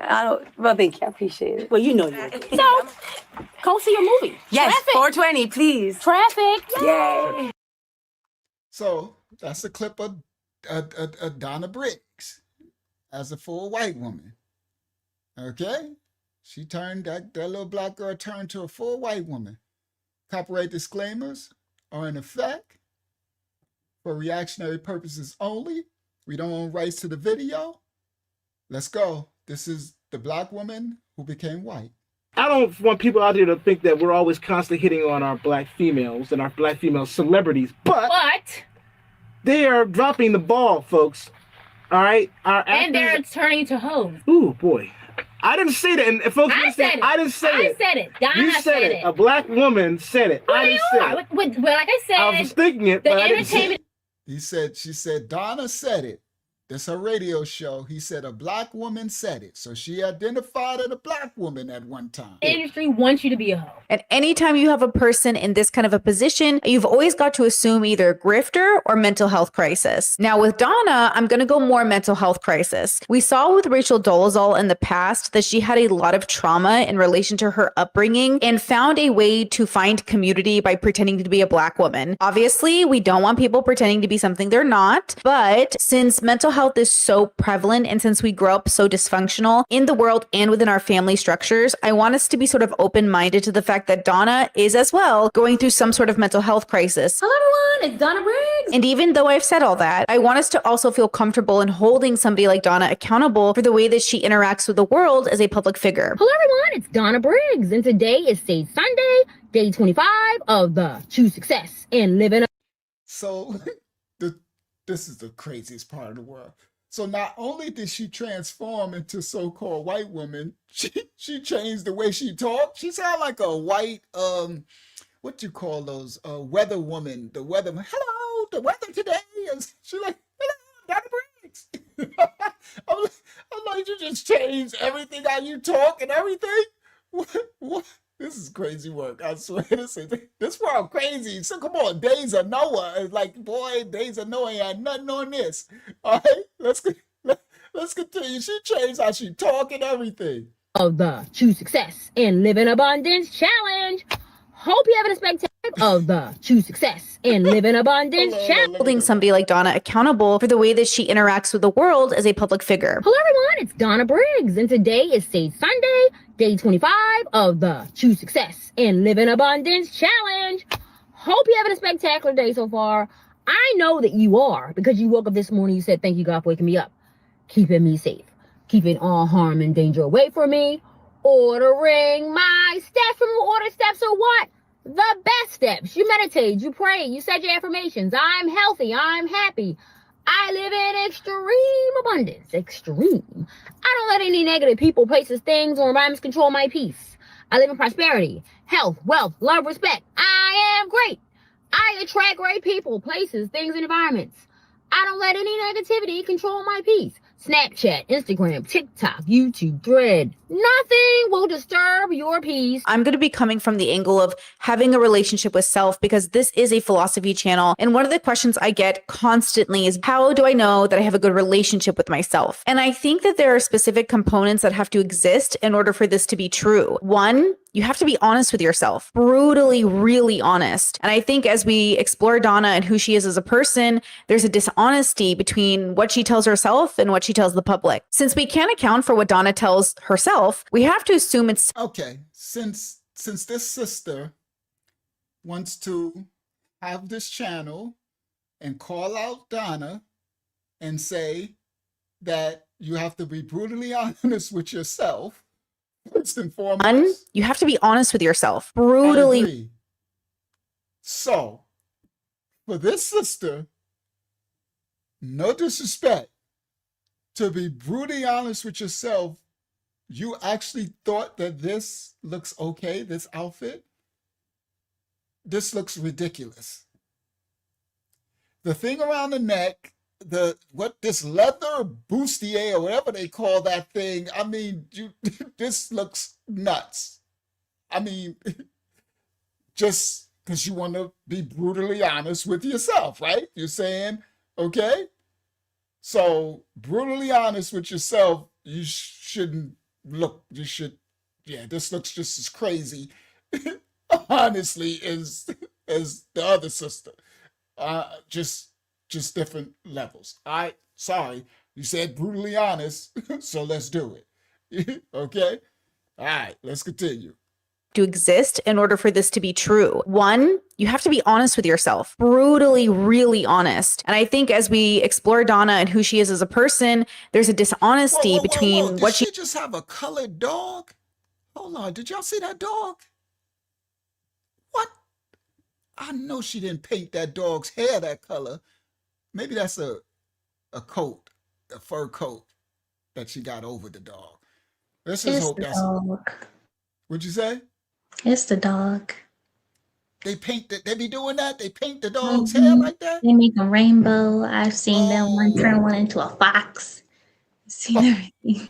Oh my goodness, that's hard. Boy, you gotta answer the Most High for that stuff. This world, the days and night, I know I ain't had nothing on these days. All right, let's continue. We explore Donna and who she is as a person, there's a dishonesty between what she tells herself and what she tells the public. Since we can't account for what Donna tells herself, we have to assume it's similar to what she's telling the public, that she is a white woman with a tan, or rather was a white woman with a tan, and now she's just a white woman with very porcelain skin. So I want to give you an example of some of the conversations that happen in her comment sections and how she replies to comments that are criticizing her. This one is less of a criticism, but this person says, if she bleached, how is her skin so perfectly balanced? Like, I'm so confused. Donna replies, listen to what you said, laugh emoji. That's impossible to make yourself white. It's easy to tan white skin, common sense. Therefore implying Donna is simply a white woman with a tan. The next comment said, what's your thought process when people post old pics of you in the comments where you are black? Donna replies, laugh emoji, because some of them aren't me. And look at who's posting them. People who are struggling in life, they aren't doing better than I am. The first time I saw Donna, I just assumed she had vitiligo, like Michael Jackson, which I just learned is an autoimmune disorder. Kind of interesting as a chronically ill girly myself. You know, I learned something new. And on top of that, there was a lot of conversation about vitiligo in relation to Michael Jackson's story, especially in relation to his blackness. So this little author, she says she's chronically ill. So that might explain why she doesn't, somebody didn't tell her that this is not okay. This look is not a good look. But Rumor growing up, you know, learning about hopefully she's a good person, but somebody needs to tell her. She said brutally honest, right? This is not a good look. Michael and his background, that Michael wanted to be white. But Michael made it clear interview after interview that he was black and that it was, but Michael made it clear, you know, learning about Michael in relation to his blackness. There was vitiligo in relation, and on top of that, there was a lot of conversation about vitiligo in relation to Michael Jackson's story, especially in relation to his blackness. There was always this rumor growing up, you know, learning about Michael and his background, that Michael wanted to be white. But Michael made it clear interview after interview that he was black and that it was never about being a white man. It was simply living with an autoimmune disorder. You wanting to have a little white boy play you in a Pepsi commercial. That is so stupid. That's the most ridiculous, horrifying story I've ever heard. Why would I want a white child to play me? I'm a black American. I'm proud to be a black American. I am proud of my race. I am proud of who I am. I have a lot of pride in who I am and dignity. So when it comes to Donna Briggs, a lot of the Mike, that sounds good, and in ways, because I know his history, he had pride in black. But again, tonight's lesson, the spirits condition him to hate his image and likeness, right? Straighten his afro, straighten his nose, make his cheeks, like change. Now the vitiligo, it has something to do with their color. But all that other stuff is the hate of what you really were. So that's a mixed bag, okay? Because at some point, he's never said he identified, which I understand, as white. But it's like, I'm not white. I'm going to just turn myself right into a white man, but I'm 100% black, and I identify. It's like, and he was. Mike is a dichotomy that can't be explained, because his actual fruit were actually all black Air Force One. I mean, Mike was doing things, even though he hated himself, his image, and all that. Everything in his actions was to help so-called blacks. I mean, he gave, what's his name? That crazy boy. Back his publishing. He bought it, Sly, not Sly and the Family. Yeah, Sly. Sly is crazy with the glasses.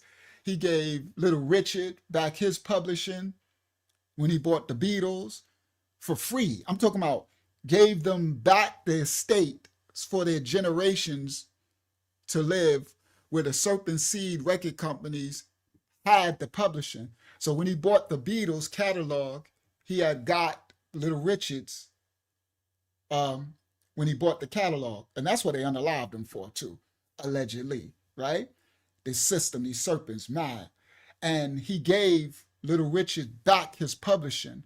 So when Little Richard was on there saying he created rock and roll, which he did, and they was taking all his accolades, the last years of Little Richard, he was very wealthy and comfortable, because Mike, without fanfare, gave him, and this publishing, you're talking about millions and millions of dollars that set his generations up for nothing.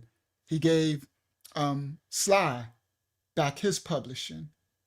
He set the generations of their children's children and themselves up. He did it a lot.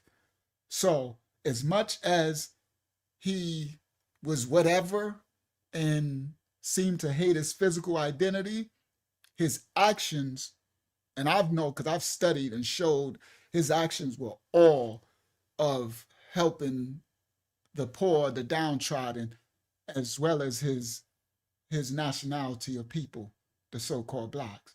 And he did it around the world. Him and Dick Gregory went to Ethiopia and they fed all of them. I did that lesson. They gave me a strike for it. When I did that lesson with the Ethiopia and all the clips, they struck my channel for it. They took it down. I did it years ago and all of it. So as much as I can see, like, you didn't like your features, but his fruit, he was definitely not a sellout. Not Mike. Wrong. You're a lie. You really didn't study to show his actual fruit, his history. Now, as much as he hated his own physical self, his nose he hated, and whatever he hated about himself. So it's a mixed bag where he's saying he a pure black man. Or when I'm sitting there looking at, it's like, it's crazy. It's a will within a will dichotomy. But I would rather your fruit be 10 toes down in righteousness or whatever than your look. You get what I'm saying? I would rather, if I got to look at a hot mess, but your works that I see, your fruit, are to help the poor, the downtrodden, your own nation of people, or they're doing it, then I would take that over someone looking like I'm blackity black. You know, I got the, what's the name? Dr. Umar Johnson. Perfect example. You put Michael Jackson here and you put Umar Johnson here. One is a grifter, liar, cheater, stealer, serpent seed worshiper, stealer from his own people, but he got the image of dashiki, King Kong consciousness, blackity black, and he ain't doing nothing but stealing and grifting and lying. You understand? And then the other one, yeah, he definitely autistic spectrum. And then the other one, he might not look the black image, might have psychological issues of hating his likeness, but his works and fruit was those to help. That's all he did. I'm sorry. I'm never going to take it from him because I'm never going to take a man's fruit from him. My Safari, y'all, what they call the Bible says that. It says, look past images and physical and look to the fruit. You know them by what they do. You know them by their fruit. So you can't take his fruit. You can't. And you're a liar if you think you could, because I done went through all of it. All of it. I'm talking about Mike's fruit. Facts. He did so much stuff that people don't know for blacks and poor people too, but his own nation of people. Yeah, he did. Yeah, he did. All the way till he died. Yeah, he did. He was donating. He was doing all type of stuff. All right. So let's continue. Sorry, I just went on a little rant, but it's fruit. All right, let's continue. So when it comes to Donna Briggs, a lot of the conversation is around, does she want to be a white woman? Is she mentally ill? Is she a grifter? What's going on? Hold on, let me put Mike back, see what he said. It looked crazy, him saying he a black man where he looked crazy white. About being a white man, it was simply living with an autoimmune disorder. You wanting to have a little white boy play you in a Pepsi commercial. That is so stupid. That's the most ridiculous, horrifying story I've ever heard. Why would I want a white child to play me? I'm a black American. I'm proud to be a black American. I am proud of my race. I am proud of who I am. I have a lot of pride in who I am and dignity. So when it comes to Donna Briggs, a lot of the conversation is around, does she want to be a white woman? Is she mentally ill? Is she a grifter? What's going on? Donna. Yes. What keeps you up at night? Thinking. What gets you up in the morning? Motivation. Ambition. What is your drive. greatest fear in life? Poverty. And according to Donna Briggs' social media presence, she's currently a huge Elon fan and is a motivational speaker with a nonprofit. But this wasn't always who Donna Briggs was. She's actually a pretty well-known radio host who has interviewed a ton of very famous people. Hello, my name is Donna Briggs, and I'm here with the fabulous Jennifer Lewis. I love your new book. You're the most respected person in Hollywood. What keeps you going? What keeps your energy going? The fact that so many of these celebrities was entertaining this train wreck, I couldn't have been around it with a straight face. There's no way I could have been like, excuse me. I couldn't. I would just be looking at her. Like, yeah, she was big years ago when the internet was first popping. She was one of the big Instagram stuff. We're going to go through her history. Y'all found out who she was, right? On the radio, interviewing all the celebrities, and they was all around her. And I would just be looking at her, be like, you were black. How did you? I'll be wondering, could I touch you? Right? How did you the Watermelon Man? That's a movie. That's an old movie, Watermelon Man. I'm like, you became white. That's crazy. But anyway, let's continue. Joy. Made a list here of all the people she's interviewed. Jennifer Lewis, I love your new book. But this wasn't always who Donna Briggs was. She's actually a pretty well-known radio host who has interviewed a ton of very famous people. Hello, my name is Donna Briggs, and I'm here with the fabulous Jennifer Lewis. I love your new book. You're the most respected person in Hollywood. What keeps you going? What keeps your energy going? Joy. Made a list here of all the people she's interviewed, including Jennifer Hudson, Bobby Brown, R. Kelly, Toni Braxton, Jussie Smollett, Nick Cannon, Mary J. Blige, Tyler Perry, Tyrese Gibson, Wendy Williams. Listen, great broadcasters are not made, they're born. Well, you were a born diva anyway. So either, no, it's not a diva, Donna. It's about being a broadcaster. Okay. Either you have it or you don't. Right. That's true. That's a good point. Now, the Jennifer Lewis interview is actually the most interesting because throughout this interview, Jennifer Lewis is talking about her relationship with bipolar, and she's saying she can always tell when a person is mentally ill when they're in front of her. And in this context, she was referring to President Trump during his first election. But I know what mental illness. You referring to that when you got this mentally ill person right in front of you? That's crazy work.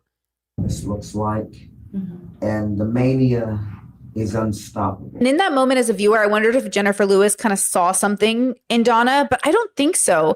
That interview and all the interviews Donna had ever done, at least with famous people, seemed to paint her as a pretty reasonable and good interviewer. Are you a cat person or a I dog am not person? a cat person. I like my dogs. Yeah, you're a personal dog. Okay. That's it. I like my dogs. I don't like animals. If you go way back in her radio...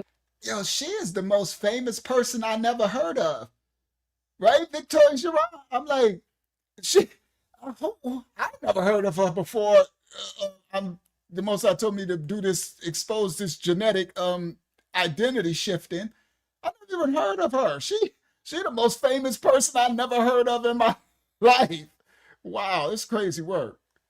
If you go way back in her radio career before she was even doing a lot of these interviews, she seems relatively normal and level-headed, though she does seem quirky. I'm going to give her that. I'd like to welcome you to BeMoreNews.com, the news before the news, where we uncover the truth.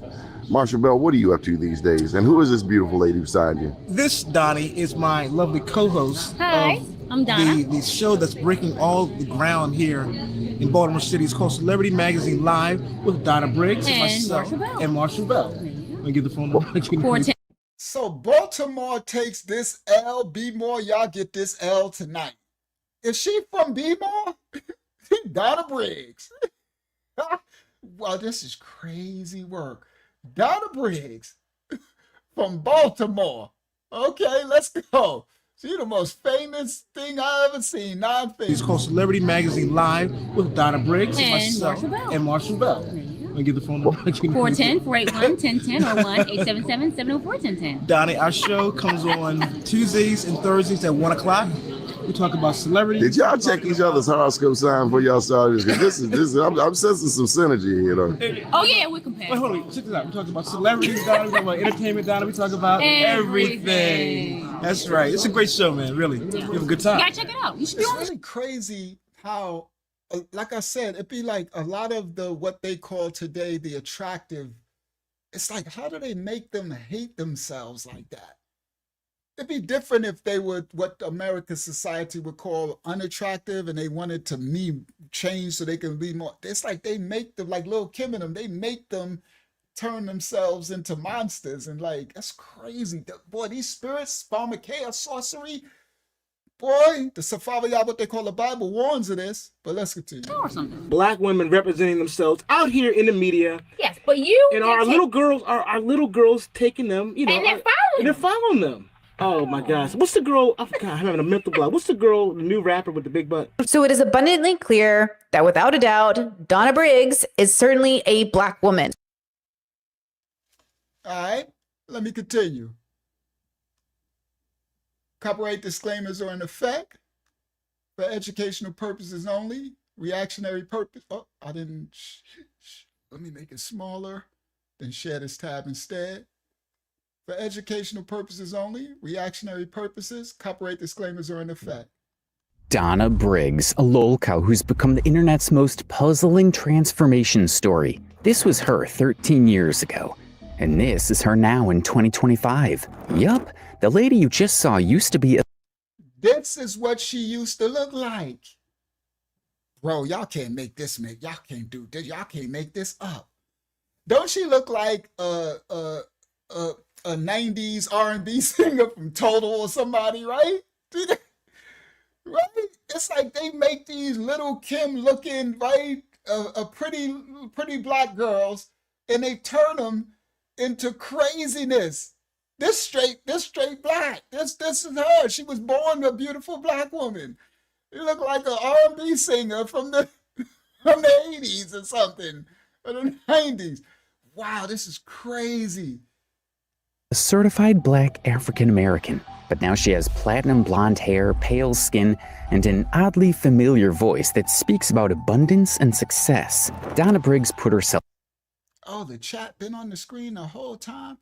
Has it been covering anything? No, we've mostly been good. Okay. All right, thank you.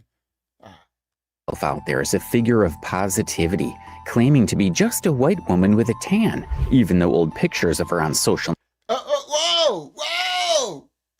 Look at her. Yo, she was really blacker than black before. Hold on, look. Yo, boy, only this is spiritual and psychological. This is witchcraft. To make a pretty black woman just turned into, wow, craziness. That's crazy. Of her on social media prove otherwise. Her stories made headlines. We're talking about a transformation so dramatic, so bewildering, that it's left her over 170,000 followers on TikTok questioning everything they thought they knew about identity, self-perception, and the lengths people will go to reinvent themselves. One commenter wrote, "Oh my goodness, she is a hot topic right now. Fraudulent, scammer, and she's black claiming she's white." Another commenter trolled, "Uncanny Valley with Carol Light final boss." Here's where it gets crazy. When we dug deeper into her profile, we discovered something ugly about this social media influencer. This dual personality is also racist. Yeah, you heard that right. Donna Briggs is a racist motivational speaker. No. Are you gonna read? So everybody, after she became white, now she's racist against blacks. I swear you can't make it up. You can't make it up. Now she's a white racist. She turned to Karen. She literally turned it to Karen. Let's continue. Reach back and give priority to bring up another black sister, a black person in general, but a black sister. As long as they keep their mouth shut. What's that supposed to As long as they don't mess it up for me. I don't want to bring them in and then they mess everything up for me. Hold on, let me put that back. You a black person in general, but a black sister. Donna Briggs is a racist motivational speaker. No. Are you going to reach back and give priority to bring up another black sister, a black person in general, but a black sister? As long as they keep their mouth shut. What's that supposed to As long as they don't mess it up for me. I don't want to bring them in and then they mess everything up for me. Oh, wow. You are lost. I'm not lost. I'm just a realist. You're just a realist. Yeah. She spends her precious time shaming black people. Here she is calling for the termination of young, black, and ignorant people. They should be terminated at first sight. Those people, yes, those people. Young, black, and ignorant are ruining our society. Maybe if you gunned them down, it would send a message to the rest. Do you see what she wrote? They should be terminated at first sight. If you GUNNED them down, it would send a message to the rest of them. Wow. Shout out to Sarah Price. Wow. All right, let's continue. Of them. This is another instance where she insults black people. Black people wish they had someone as fabulous as me they could claim. No thanks. This reverse Rachel Dolezal takes pride in not only ignoring her roots. She said they need to focus on their bank statements instead of worrying about me. Wow. But also she said black people wish they had someone like her that they can claim. No thanks. All right, let's just... shaming everyone who tried to reason with her online. Is she mentally stable? Is this a case of an identity crisis? What had led Donna to create her own story in a two-faced racist handwriting? Stick around as we find out. Hello, everyone. It's Donna Briggs, and today's star of the day is remember that the people who have small minds think. Today, if you visit Donna Briggs' TikTok account, you'll find a woman who presents herself as a beacon of positivity and success. Wake up every morning, say, I am powerful, I am divine, I am great, I am wealthy, I am successful. With her perfectly styled blonde hair, carefully applied makeup, and what appears to be very fair skin, she delivers daily affirmations with the practiced high-pitched sound of a 90s news anchor or commercial voice actor. Hello, everyone. It's Donna Briggs, and today is Finance Friday. Day. Well, Donna Briggs. That's going to be...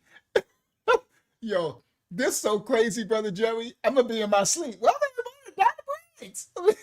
Donna Briggs. I'm going to have to get this Donna devil out of my... But she got plenty money. I done seen about 9 different Rolls Royces. I don't know what she doing to get the bag, but whatever she done did, she sure enough secured the bag. That's great. All right, but let's continue. Wisdom Wednesday. Sound of a 90s news anchor or commercial voice actor. That's what he said. She sound like a 90s news anchor. That's exactly what she sound like. I am great. I am wealthy. I am successful. With her perfectly styled blonde hair, carefully applied makeup, and what appears to be very fair skin, she delivers daily affirmations with the practiced high-pitched sound of a 90s news anchor or commercial voice actor. Hello, everyone. It's Donna Briggs, and today is Finance Friday, day 16 of the Choose. Like you've seen in all these clips, Donna begins her videos with a robotic greeting. Hello everyone, it's Donna Briggs, before launching into mantras about positivity. Think positive whatever you're dealing with. It will eventually turn. Abundance. What can I say to attract abundance? You have to say it all the time. Your affirmation. Prosperity. Prosperity brings prosperity. If you look like you are trying to do something with yourself, you're going to attract those types. And financial or lifestyle advice. Stop worrying about other people's pockets. Get your last steps. You meditate, you pray, you said your affirmations. I'm healthy, I'm happy. I live in extreme abundance. Extreme. I don't let any negative people, places, things, or environments control. These well-known mantras are almost a... Yo, this girl is literally crazy. I mean, this is literally the craziest stuff I ever seen in my life. Foolish woman laden with sin. I done seen Ferraris. I done seen all type of cars she in. constant in all her videos. It's the kind of content that could easily blend into the sea of self-help influencers flooding social media platforms. But there's something uniquely unsettling about Donna's delivery. The way her eyes are unsteady. Hello, everyone. It's Donna Briggs. And today's star of the day is you can replace the person, but you... The black-coded way she speaks. Day 27 of the Live Great, Be Great Challenge. And how she never chooses to sit down properly inside a car. If you're a first-time visitor to her page, these subtle acts would instantly throw you off and make you do a double take. What makes it interesting is that her viewers never fail to point them out. It's always a battlefield in the comments with viewers asking genuine questions and trolling Donna for her dramatic presentations. According to her online presence, Donna Briggs is a luxury lifestyle expert, motivational speaker, vegan, and entrepreneur. Her social media describes her as someone who's achieved everything and now wants to help others do the same. She runs a nonprofit organization called Make Every Day a Great Day. But here's where Donna's story becomes truly fascinating and deeply troubling. The woman delivering these messages of self-love and acceptance, who claims to be a wellness ambassador, lives in direct contradiction to everything she preaches. You see, the internet has a long memory, and that memory contains images and videos of a very different Donna Briggs. We are here talking about what's going on in the world of celebrity and entertainment, What's and going also on in about entertainment? everything, of course. Who said that? Somebody. Who just said that last line? Hakyama. Nicki Minaj. Yep, I didn't even think of that. She does look like a white Nicki Minaj, literally. Like, wow, that's crazy. All right, this is The old Donna Briggs was a successful radio host and entertainment personality. She had a I know, right? She renting these cars. I'm like, I don't know what she's doing. We'll see. I guess maybe they'll come out and talk about her money. Very different Donna Briggs. We are here talking about what's going on in the world of celebrity and entertainment, and also about everything, of course. The old Donna Briggs was a successful radio host and entertainment personality. She had a thriving career interviewing celebrities like Jennifer Hudson, R. Kelly, Mary J. Blige, Tyler Perry, Wendy Williams, Terry Crews, and many more. She was articulate, engaging, and appeared to be comfortable in her own skin. Most importantly, she was clearly a black woman with darker skin, different facial features, and what appeared to be a completely different racial identity than the person we see today. You're a diva, aren't you? You are definitely a diva. I'm not a high diva. I didn't say you're a high diva, but you definitely got the whole diva thing going on. Yeah, of course I do. You're a diva. Donna's transformation isn't subtle. We're not talking about someone who got a new hairstyle or lost weight. We're talking about a complete racial transformation. From a black woman to someone who now identifies as white. The exact opposite of Rachel Dolezal. The change is so dramatic that many people initially thought the old photos were of a completely different person. And what's crazy is that these pictures of evidence are still on Donna Briggs' social media platforms for the internet to see. It's unclear whether she simply forgot to dust off her digital footprints or just didn't care about people finding out about her past. When confronted with these images, Donna's response has always been both consistent and bewildering. Miss Donna, no one said they didn't like you. I think it's just them wanting to clarify you're a black woman. Have a great day. I'm not black, never was. Why does anyone care? Wow, she's really psychotic. She insists that she was never black, that she was simply a white... Yashala said crack is whack. She said, I used to tan. She said, hey, queen, please explain your old YouTube videos, the skin color. She said, I used to tan. woman with a tan, and that she's now returned to her natural porcelain... Oh, it's 11th. I'm like, these fireworks are just ramping up. I'm like, why are they getting louder? Because it's getting closer to Janice, to the New Lies Eve. All right. She said, how did you get this light and evenly? How did my white skin become even? It's called clean living. Skin tone. She claims her parents are white. And hey, oh man, it's too much. The more popular you get, the more lies are created. I'm sorry I disturbed your peace. He said, I honestly don't know why this lady is popping up on my For You page because I'm not interested. And then I just keep hearing how she used to be black and turned. So why I don't want to hear that ish. I don't think the story was real, but it's literally scaring me. What was the one before that? Hey, queen, please explain your old YouTube, the skin color. She said, I used to tan. It was the one right after Erica. Hey, Donna, I love your positivity, but I want to know how you made your skin so light. How'd you do it? She said, I have white parents and I stopped tanning. Yo, this, they didn't. And that any suggestion otherwise is simply people being jealous of her success. When most people post old photos of her in comment sections, she dismisses them with laughing emojis and states that some of them aren't her. Donna Briggs just isn't having it with the comments, as they always pop up like whack-a-moles in every single post. It's sad, but she asked for it, leaving all those old videos for viewers to see. We know no tan in the world can change a white woman's skin to black, especially as far back as 2012, when we started seeing signs of transformation. You got the cliff notes? You got the cliff notes? Got the cliff notes? You got the cliff notes? Got the cliff notes? You got the cliff notes? The difference between the old Donna and the current Donna isn't the difference between tanned and untanned skin. It's a complete transformation of facial features, bone structure, and overall appearance that suggests either extensive cosmetic surgery, skin bleaching procedures, or both. You can clearly see her cheekbones, nose job, and questionable lip fillers. Everyone can except for Donna Briggs, who adamantly refuses to admit it. Her skin tone has shifted so dramatically that it's hard to believe this could be achieved through any natural process. But here's where things get interesting. It's so funny. Somebody wrote some. She said, I don't wear makeup.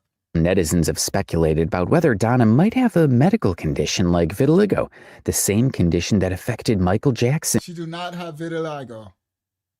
All right. Vitiligo causes patches of skin to lose their pigmentation. And if she did, it doesn't matter. She turned it. Vitiligo don't make you say, hi, it's Donna Briggs. Yeah, she's definitely fully possessed by devils. That's what it is. And in severe cases, it can affect large portions of the body, Jackson famously dealt with this condition, though he also underwent cosmetics to even out his skin tone. Makeup evens it out. Yeah, it's not, it's a sin. Dolores Shaw, she said, is this a sin for people to change their skin color? It's a sin is where is that there's something that they don't like. They hate themselves. It's something entered them, some dark spirit that made them not like themselves, right? So if you're really black and you want to be light or white, or if you're really light and you want to be dark or black, or if you, right? It's like, it's something in it that I don't, the first time I felt like when I moved to Florida, because there's so many light Hispanics. And when I first got here, a lot of the churches, because when I first got here, I came from jail, from the 25 to life.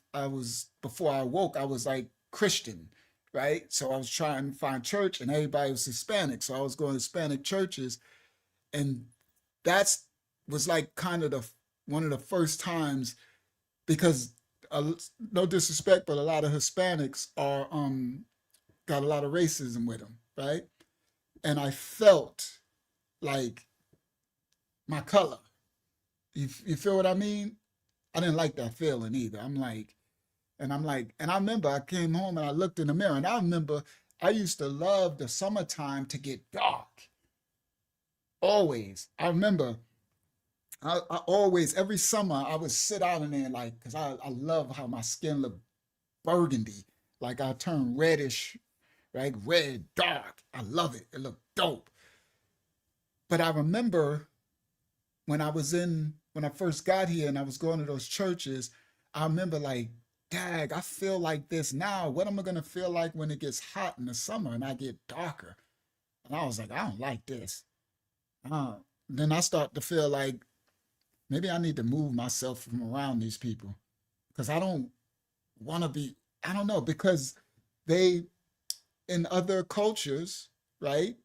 Especially Hispanic culture, they do the paper bag, they don't, the darker you are, it's like the Hindu caste system and all that. The darker you are, the more they shun you. So they were celebrating their whiteness. There was a lot of Puerto Ricans where I was. They were celebrating their whiteness. And I didn't like it. It's the first time I felt really dark, right? And I'm not even a dark black man. So I can only imagine if I was, a couple of shades darker. All right. So, yeah, I turned reddish. I turned red, burgundy. Like, I think that's a lot of that native blood in there. Turned red. So, yeah. So anyway, so for Dolores Shaw, the sin of it is the spirit that's making you want to change. Ready. That's the definition. Ready. It's something there that makes you don't like. Remember, they made us hate everything about us, right? I hated my hair texture, right? Now I love it, but my whole life I hated it because it wasn't like some of my brothers and sisters, wavier, good hair, straight, straighter. I had some, strong spiral curls. I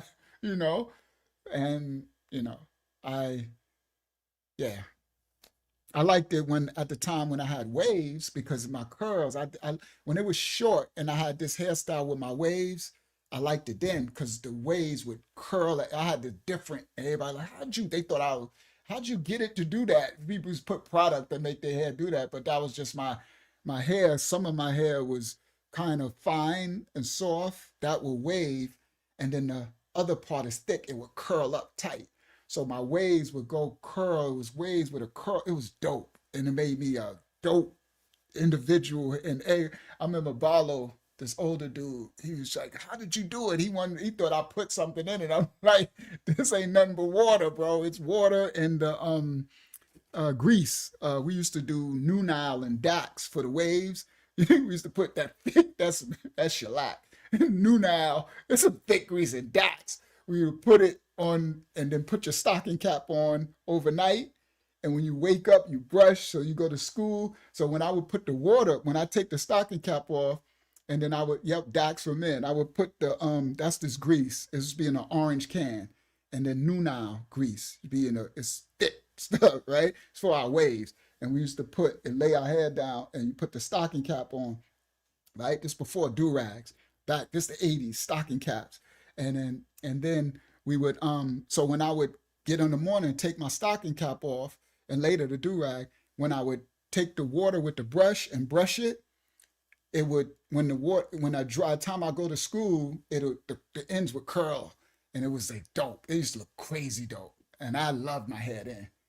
But other times I didn't, because it wasn't, it was, they made us hate our spiral cord hair. They made us hate our noses, our lips, our, the girls' butts and hips, our skin color, right? The darkness, the melanin, which is actually a blessing, right? So they made us hate what was blessed, right? At the same time, they're trying to get tanner.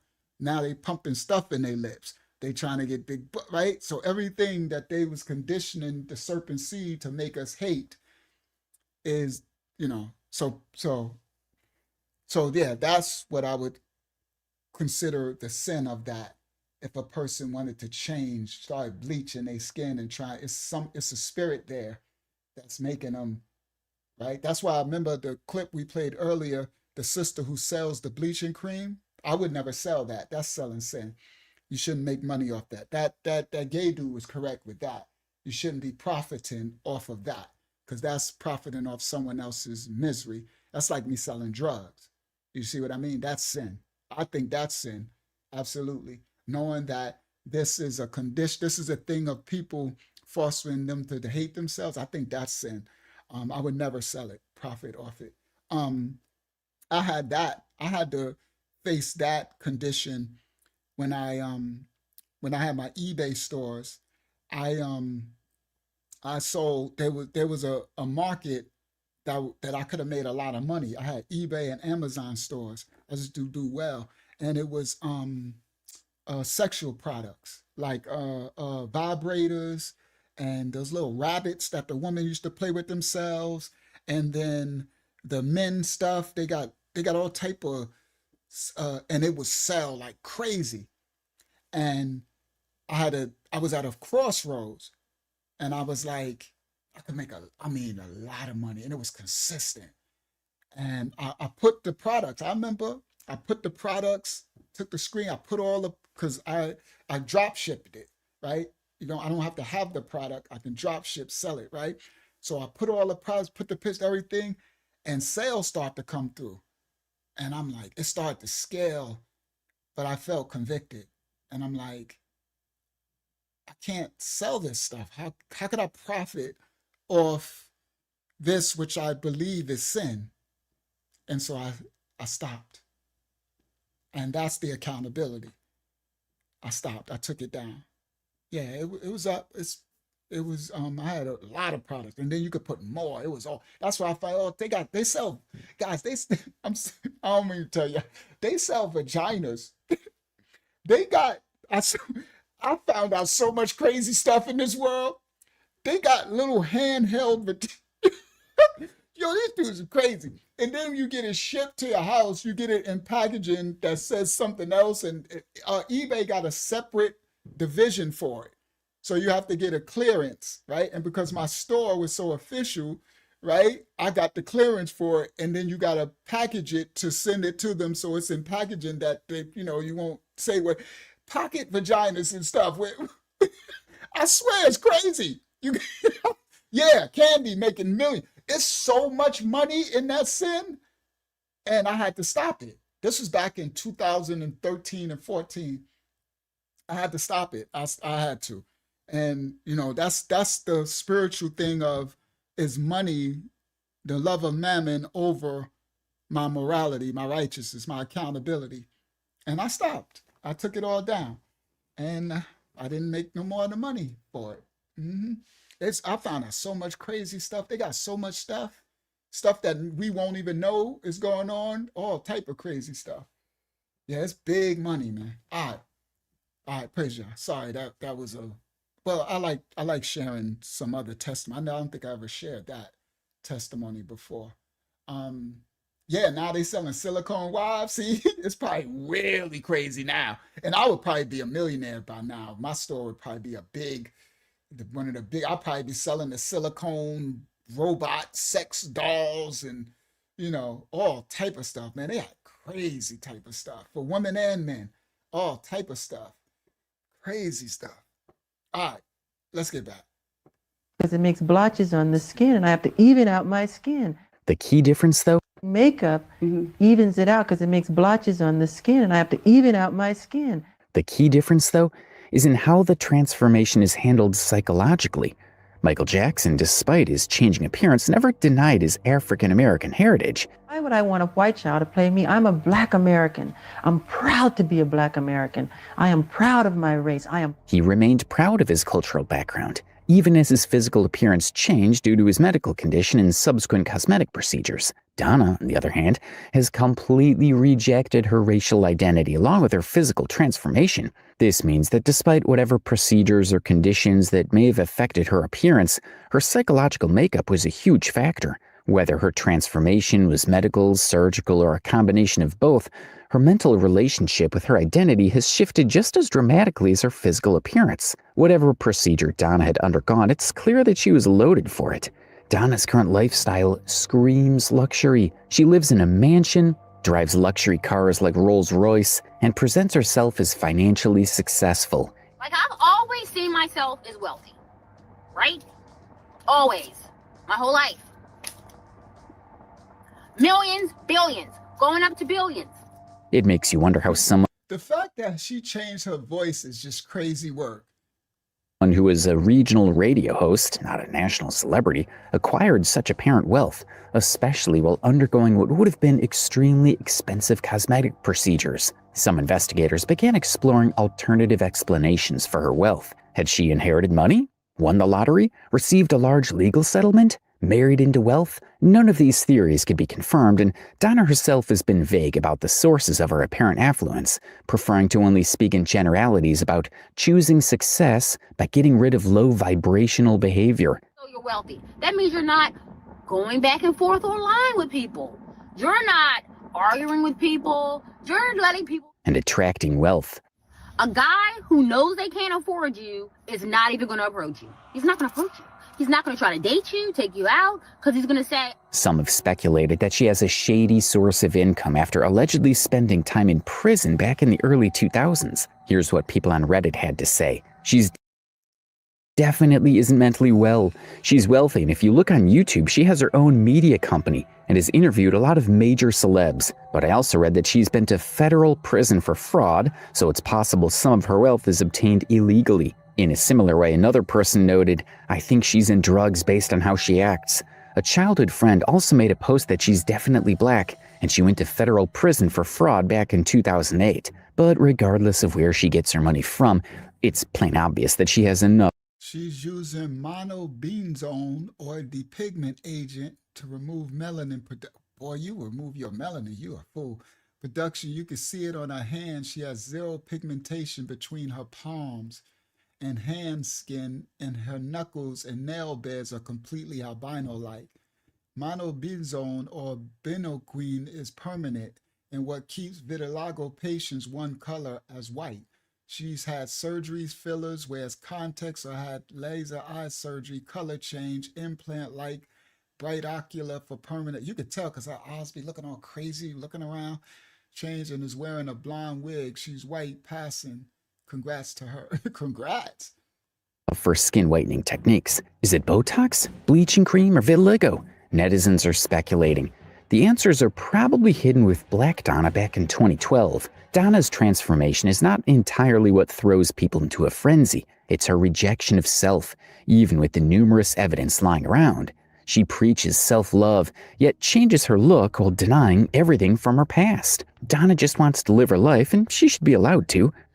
So while you guys are monitoring Donna, you should be monitoring your bank statements, monitoring your properties, monitoring what you're doing. But this lol cow doesn't cut her followers some slack. With her backstory all over the internet, netizens have been able to find something wrong with Donna Briggs' personality. What she stood for back then versus now raises a lot of questions about how a woman of color got to this point in her life. The pieces of evidence are mind-blowing, and the story is about to get really sickening. What it actually means in Arab. Did you think it would take off like it did? Just curious. Not really. Because it's I like, knew my heart was in the sweet potato. The Donna Briggs of the early 2010s was a different person entirely, not just in appearance, but in demeanor, confidence, and career trajectory. She was a legitimate media personality with a growing reputation in entertainment journalism, and she had the privilege of meeting interesting figures in the industry. Like this one time she met Emmy-nominated Donnie Glover at an event. Marshall Bell, what are you up to these days? And who is this beautiful lady beside you? This, Donnie, is my lovely co-host. Hi, I'm Donna. During her radio career, Donna interviewed some of the biggest names in entertainment. To listen to. Okay, everybody can find a little groove with this album. Yes. I'm dying to hear the album. Thank You know when Her interview style was conversational without being invasive, professional without being stiff. What about the guy that went under the desk? Yes, him, Gabriel. Gabriel. Like, I what was like, that Gabriel, about? you trying to share your DNA today. Come Oh, on now, it's an audition. Did he Right. get in or no? No. She had the kind of presence that one would believe without a doubt could make her become a major media personality if she had continued on that path. The radio personality version of Donna was engaging, intelligent, and seemed genuinely interested in the people she was interviewing. However, she did have a side of her that was particularly concerning. For instance, on this misogynistic radio show, Celebrity Magazine with Marsha Bell, Donna was often seen condoning some negative remarks about black female celebrities. Turning to hoes. Ooh, boy. I didn't say that, and folks I understand, said it. I didn't say I it. said it. Donna You said it. it. A black woman said it. Somewhere along the line, the transition began to show. Even her colleague and co-host of Celebrity Magazine Live, Marshall Bell, noticed this gradual change and would talk about it subtly on the radio show. God, not to mention your complexion, but you would have just been a house Negro back in the day. Okay. You would have been. On this particular uncut show in February 2012, the pair began their discussion on the fate of black people in the movie industry, stating how they never make it to the board to get nominated in prominent entertainment awards. While on the topic, Marshall raises the influence of the continuous influence of slavery on the black folk. It turned into a mini class on black history in an era Donna was unfamiliar with. You know what El Haj Malik El Shabazz, what that is about? what exactly is it about, Mark? I'm I'm asking sure you. I don't know. I'm giving you a black history lesson right I don't know. Tell That's Malcolm X. me. As they talk, Donna stuns Marshall with a statement that basically hints at her nonchalance toward the plight of black people at the time. Trying to figure out, why do you still have a problem with this, Marshall? This is how it is. You just go by. Donna, my job on this program is not only to give opinion about this, that, and another. Are you It's enlightening also people? to educate. And On a radio show, Hakyama, what was his question? Tamaya asks, when white people get melanin injections, is that stolen melanin from, say, unalived black people? That's a very interesting one. Well, I would say yes, allegedly, and other means as well, meaning they have clones that's allegedly. This can fall under conspiracy theory or whatever you want to call it, right? But I believe they have enslaved individuals that are used and they're breeding, I believe this, they're breeding individuals for this purpose of melanin like those movies, like the Get Out movie and stuff like that. I think it was Get Out or one of those movies. Yeah, so I believe it's various methods, because they took the cells from what's her name, the black lady, what's her last name? Her name? I did the video. Henrietta Lacks, yeah, right, and they still selling it on Amazon. It's still sold, right, for a lot of money too, like $10,000 a gram and stuff like that. So on the black market and all of it. Yeah, it's all underground, the dark web, and they use a lot of crypto to buy it. They get it from the kidnapped people, Uh-huh. Yeah, it's a lot of yeah, they never stop. They've been doing that from back. You're talking ancient Kemet, Sumeria, Acadia, Babylon. It's not new, but it's probably exasperated to a very high degree now. Yes, it's much higher than gold. Uh-huh. And then they black market is insane. Um, when we did that other lesson with those white South Africans, those young kids, they was talking about the melanin. That lesson is still up. When they was on that platform, those Ethiopian kids and those South African, they was talking about what they're gonna do to us, right? And they said that they was they was taking the uranium and our skin grafts and our melanin and making products with it, making bombs. Remember that part of the lesson when they said it's something in our DNA that they take it and mix it with something and they make these like atom bombs and stuff with it. It's crazy work. But yeah, that's what keeps the serpent seed alive. All of that. I'm like, they going nuts with these fireworks. It's 12 a.m. They like, happy Janus, happy New Lies Eve. The devil's a lie. The Safari Yah, what they call the Bible says, the people love the lie. Yep, melanated weapons. They love the lie more than they love the truth. So as much as we show them, and everyone, and it's really, basic scholarship can show that this ain't New Year's, they'll still be out there. You see them? They're out there. Oh, they letting off. They're like, they spend all this money and they, especially other cultures, Hispanic culture, they love it. They do this fireworks thing like crazy, right? But yeah, the Safari says they love the lie more than they love the truth. So she said they shooting over here. Where you at, in Texas? Who that? Yadon? Oh, in Philly. Yeah, in Pennsylvania. Yeah, when I was in North Carolina, boy, they used to shoot off. That was the first time I was hearing the gun thing. That was a crazy work. I was like, okay, we need some guns. That's when I was like, okay, I need to get me some guns down here. Because I heard more guns than I can ever imagine. I said, my goodness, how many guns is down here? Okay, gun store, here we come. Facts. I'm like, I need some ratchets down here. All right. Now I did my time for all the crimes committed. All right, back then. All right. Well, I ain't committing no crimes now, but I did all my time for my past sins. I don't do sins now. All right. Let's continue. They going off with these fireworks. All right. Donna, a black presenter, questioned why Let me get to her lending help to because he's doing a lot. All right, let me get to this clip. I want to get to this clip. Share this tab instead. Copyright disclaimers are in effect for reactionary purposes only. So it is abundantly clear that without a doubt, Donna Briggs is certainly a black woman. So when we think about having a strong relationship with self, we have to be brutally honest with ourselves. And I don't know the relationship she is having in private with herself, where she can be honest and say, like, we are a black woman who's deciding to be white, or at least pretend we're white. Are we grifting? Are we lying? Do we believe it? I'm not sure. But in public, she really doubles down. She actually gets pretty heated in her comment sections, which is sort of interesting since her current brand is running a nonprofit, writing children's books, which both have gotten huge backlash online as being scams, and being sort of a motivational speaker in the abundance mindset bubble. Nothing will disturb your peace on this Sage Sunday. Let's get into it. The more chances you give someone, the less respect they will have for you. Let's repeat that. They do something, you don't like it. Yeah, this girl's crazy. The way she talk is nuts. Yeah, it's really annoying. What they're doing outside is very annoying.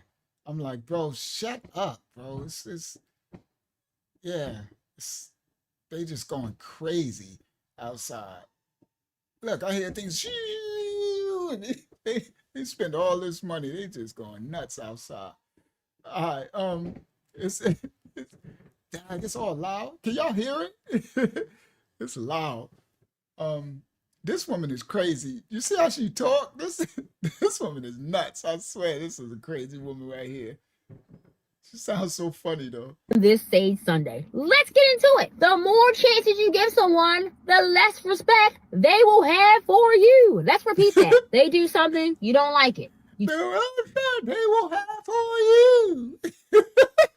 Yo, he's funny as all I do. The more they will have for you.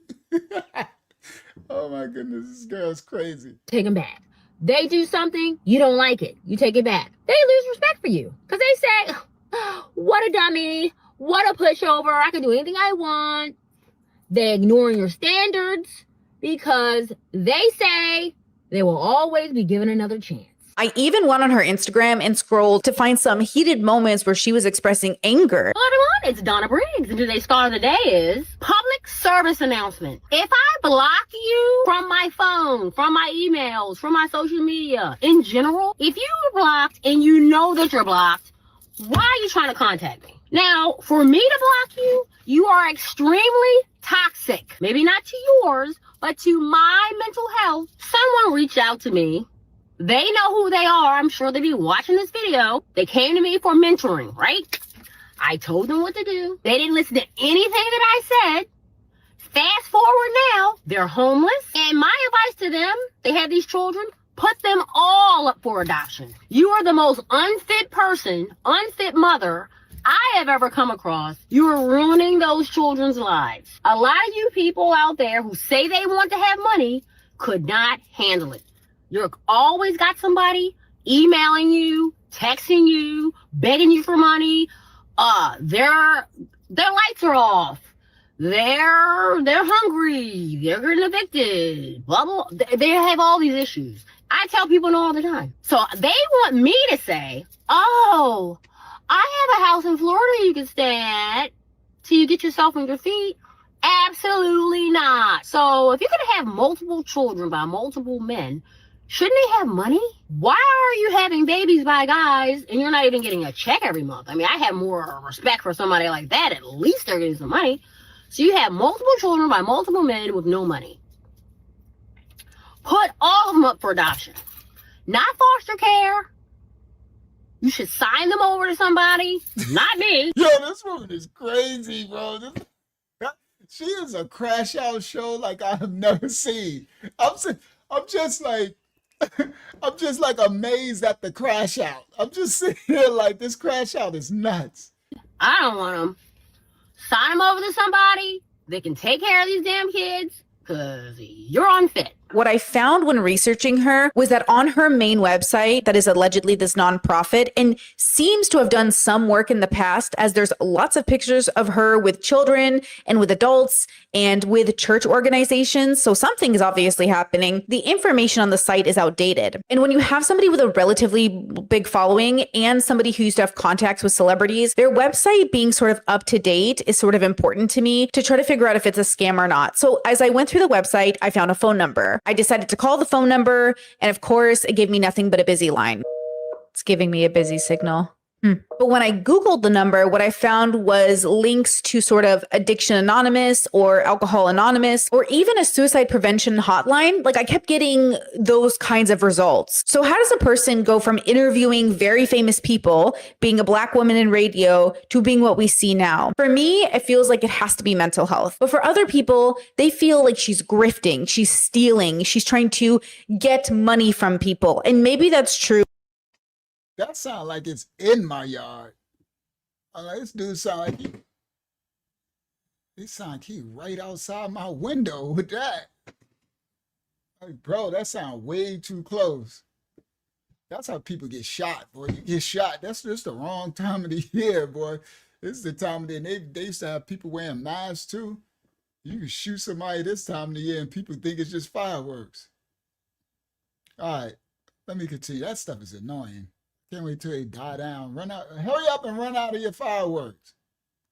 Definitely a part of it seems to be that. But for some reason, it's from people. And maybe to be mental health. But for other people, they feel like she's grifting, she's stealing, she's trying to get money from people. And maybe that's true. Definitely a part of it seems to be that. But for some reason, it's hard for me to view her as just a regular old grifter. When I see like a Candace Owens or a Charlie Kirk or a Tucker Carlson, it just feels like they're grifting so obviously to me. But maybe a part of it is that they're successful and Donna Briggs isn't. The best steps. You meditated, you prayed, you said your affirmations. I am healthy. I am happy. I live in extreme abundance. But Donna Briggs was successful at one point in her career. Are you surprised it did so well? I mean, are you shocked? I Not was surprised. Really, no, I was. I can't even lie about that. I could sit here and try to be conceited. Like, and oh, be yeah, you're great. come on, boo. You know I knew we had a hit. What? She talked different. She appeared different. She interacted different. And then all of a sudden, at one point, it just kind of switched. Hello everyone, it's Donna Briggs, and today's question of the day is, Dear Donna, I am a married woman. It's Donna Briggs. Yo, I can't get over that one. Everyone, it's Donna Briggs. Everyone. Yo, this is the stupidest thing in the world. Of 20 years. I just found out that my husband has HIV.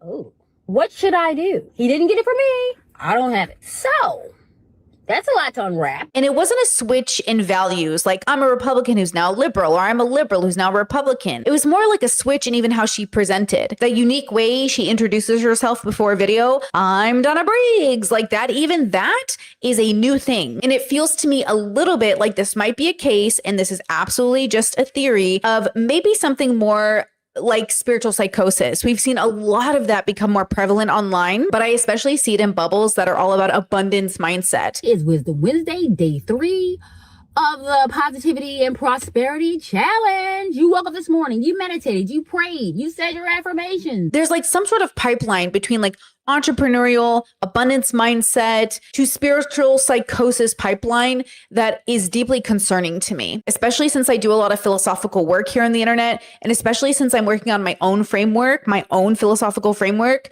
what I've noticed, and it's a lot less now, but in the beginning, I did notice a very specific kind of person trying to interact with my work. And I worked really hard to like send the message that my content's not for them. And they were people that felt like the same people that get scammed by like a teal swan, or in I suppose this case, a Donna Briggs. But I'm again not sure that she is intentionally scamming people, but I do think there's something unnerving about the way she interacts with the world, like denying she's a black woman. Well, you know, the question though, one has to ask themselves, Donna, is why would Conrad Murray tape this in the first place? Yeah, I was wondering that too. Okay, was it because Did he ask to be taped?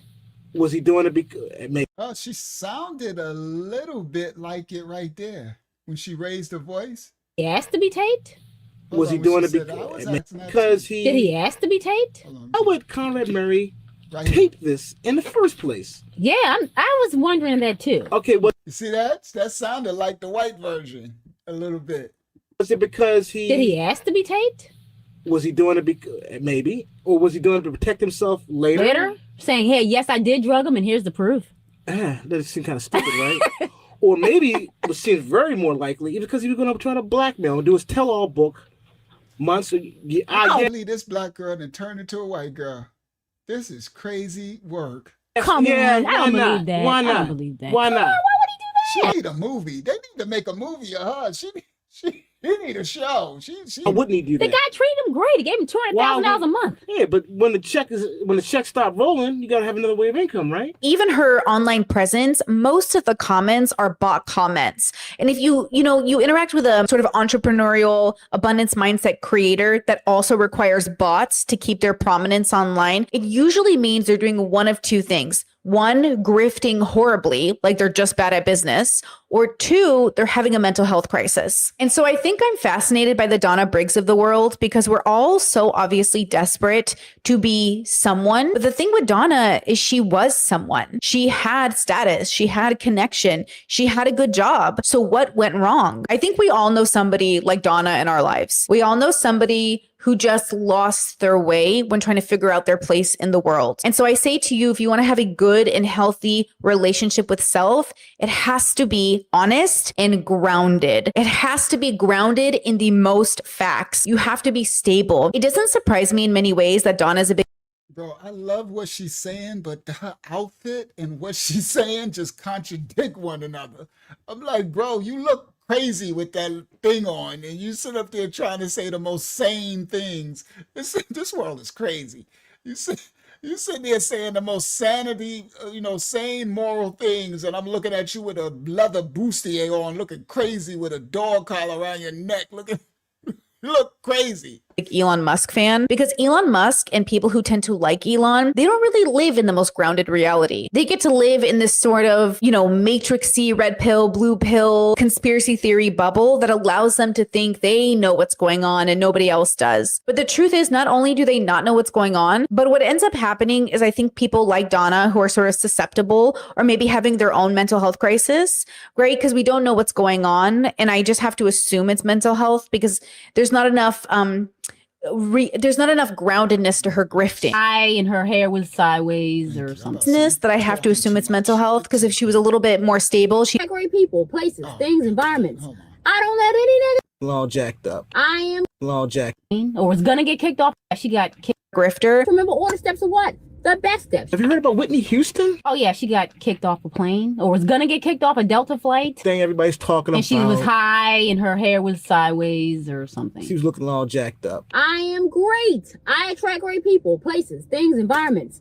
I don't let any negativity control my peace. So if it is mental health, the problem with being connected to the Elon bubble is they all are sort of ungrounded in a way that doesn't allow their viewers and audience members to be encouraged to seek proper medical intervention. They're the RFK Jr. conspiracy theory, cure autism, vaccine less likely to seek.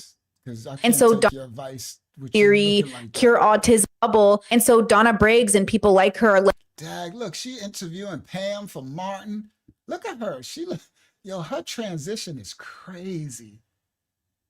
That girl this is insane, guys. We literally witnessed a black girl turn white.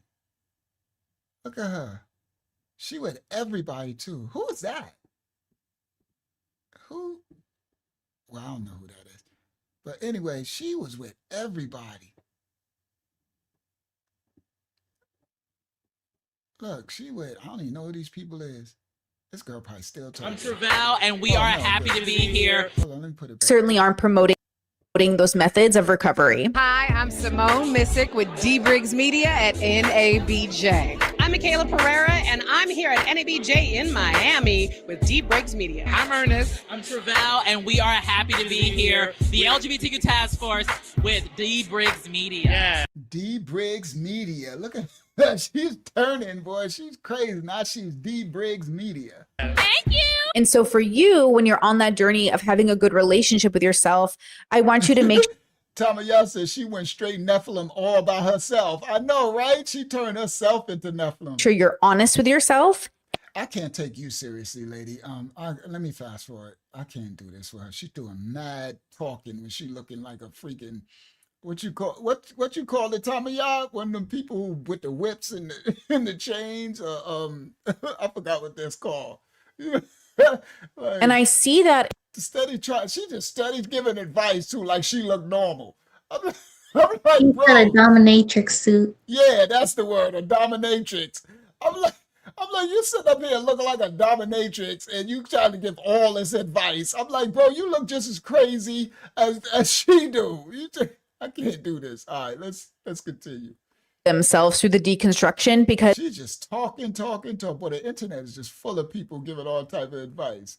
Look, she just going in. Let me get back to I want to see Donna Briggs, not you. You look like your own version of Donna Briggs. and when I see like a Donna Briggs, Hello, everyone. This is Donna Briggs. I'm in NABJ 19, and what a week it's been.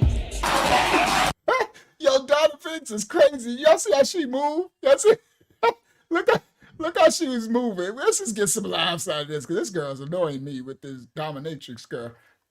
but then when I see like a Donna Briggs, Hello, everyone. This is Donna Briggs. I'm in NABJ 19. You see, this is Donna Briggs. Hello, everyone.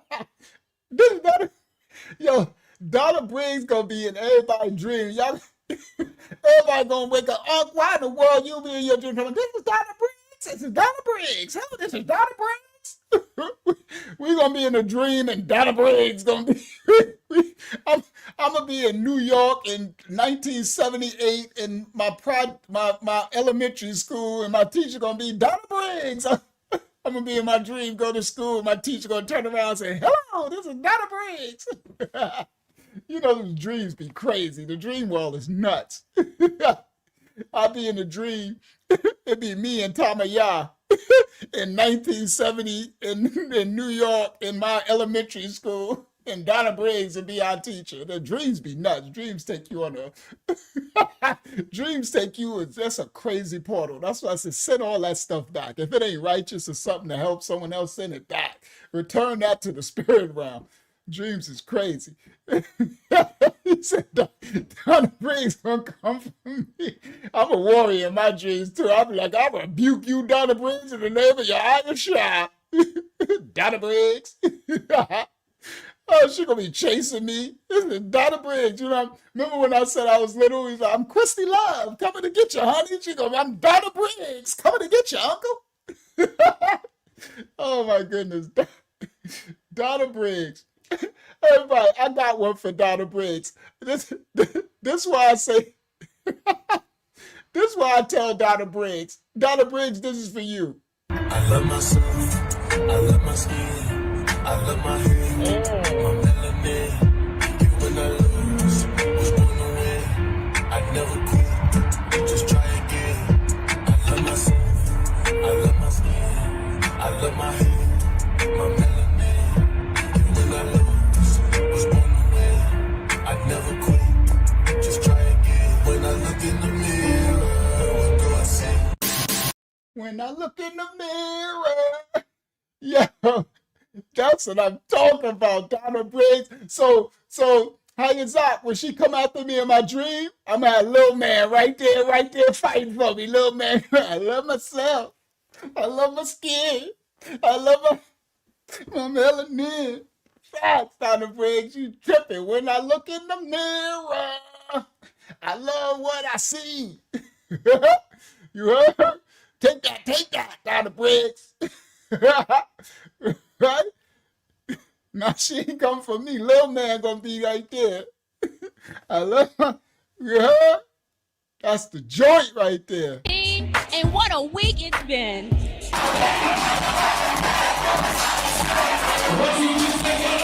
It feels to me like something more is happening because I don't see the way. We got a troll. He came with a whole bunch of. Yeah, he came with some pancakes. Pancakes. Beat it, troll. Devil. You and your gene of ISIS. You beat it.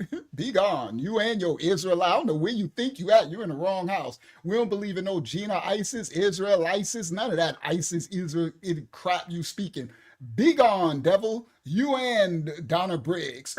Be gone. Right?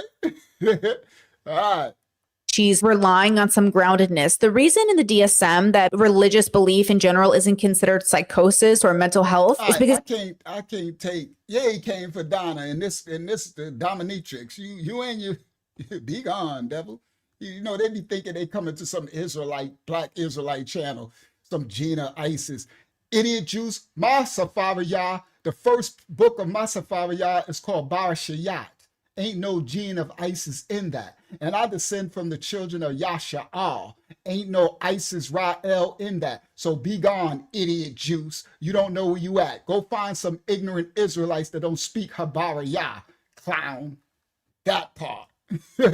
Kill me. Go find, what's his name? Billy the Canaanite Carson. With your ancient Osiris and Isis believing crap. Wrong house.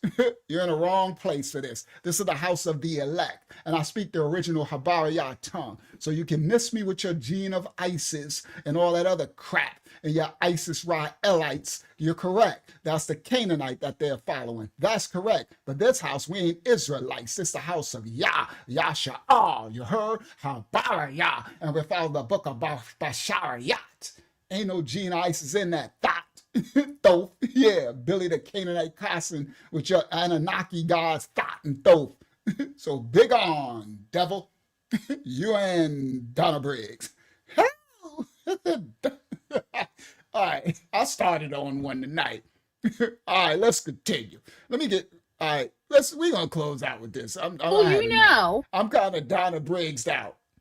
want you to stay where you are. All right, let's see. Donna Briggs is funny. She's funny to me. It's this other girl's annoying me. That's who's annoying me. This dude. She's fantasy she's playing into. Hello, everyone. It's Donna Briggs, and today's star of the day is.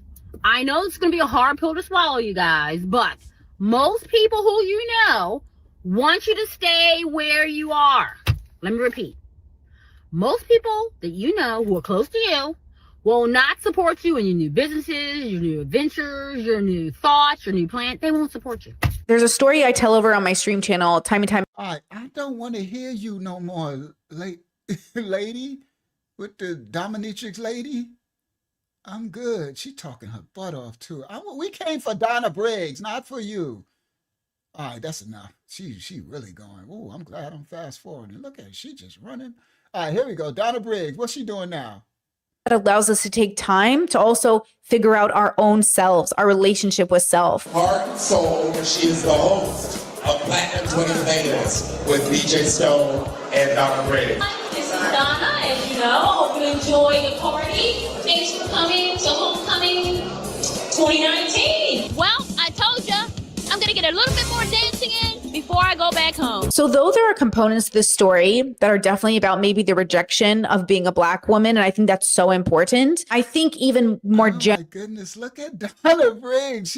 Generally, for all of us, our mental health is so important because our brains need so much love and care, especially because we're born into a...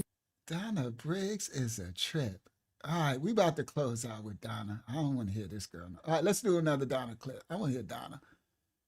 The day is remember data so you can guide yourself. Remember that the people who have small minds think small.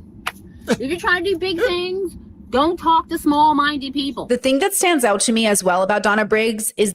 Shut up. Oh, who that? Who is this Teal Swan? See, good, I'm getting to this because I don't be knowing these people. They naming these people. I have no idea. Bubble. Hello there. You have heard it before. In order for you to live a healthy life, you have to... How many subscribers? 1.99 million. My goodness, who are these people? Have a healthy life on the level of body, mind, and soul. But what if I was to tell you that we got it all wrong? Is that they overpromise. What was that? What these people look like they're not even... Are these clones or something? Who this? Y'all know who this is? Teal Swan?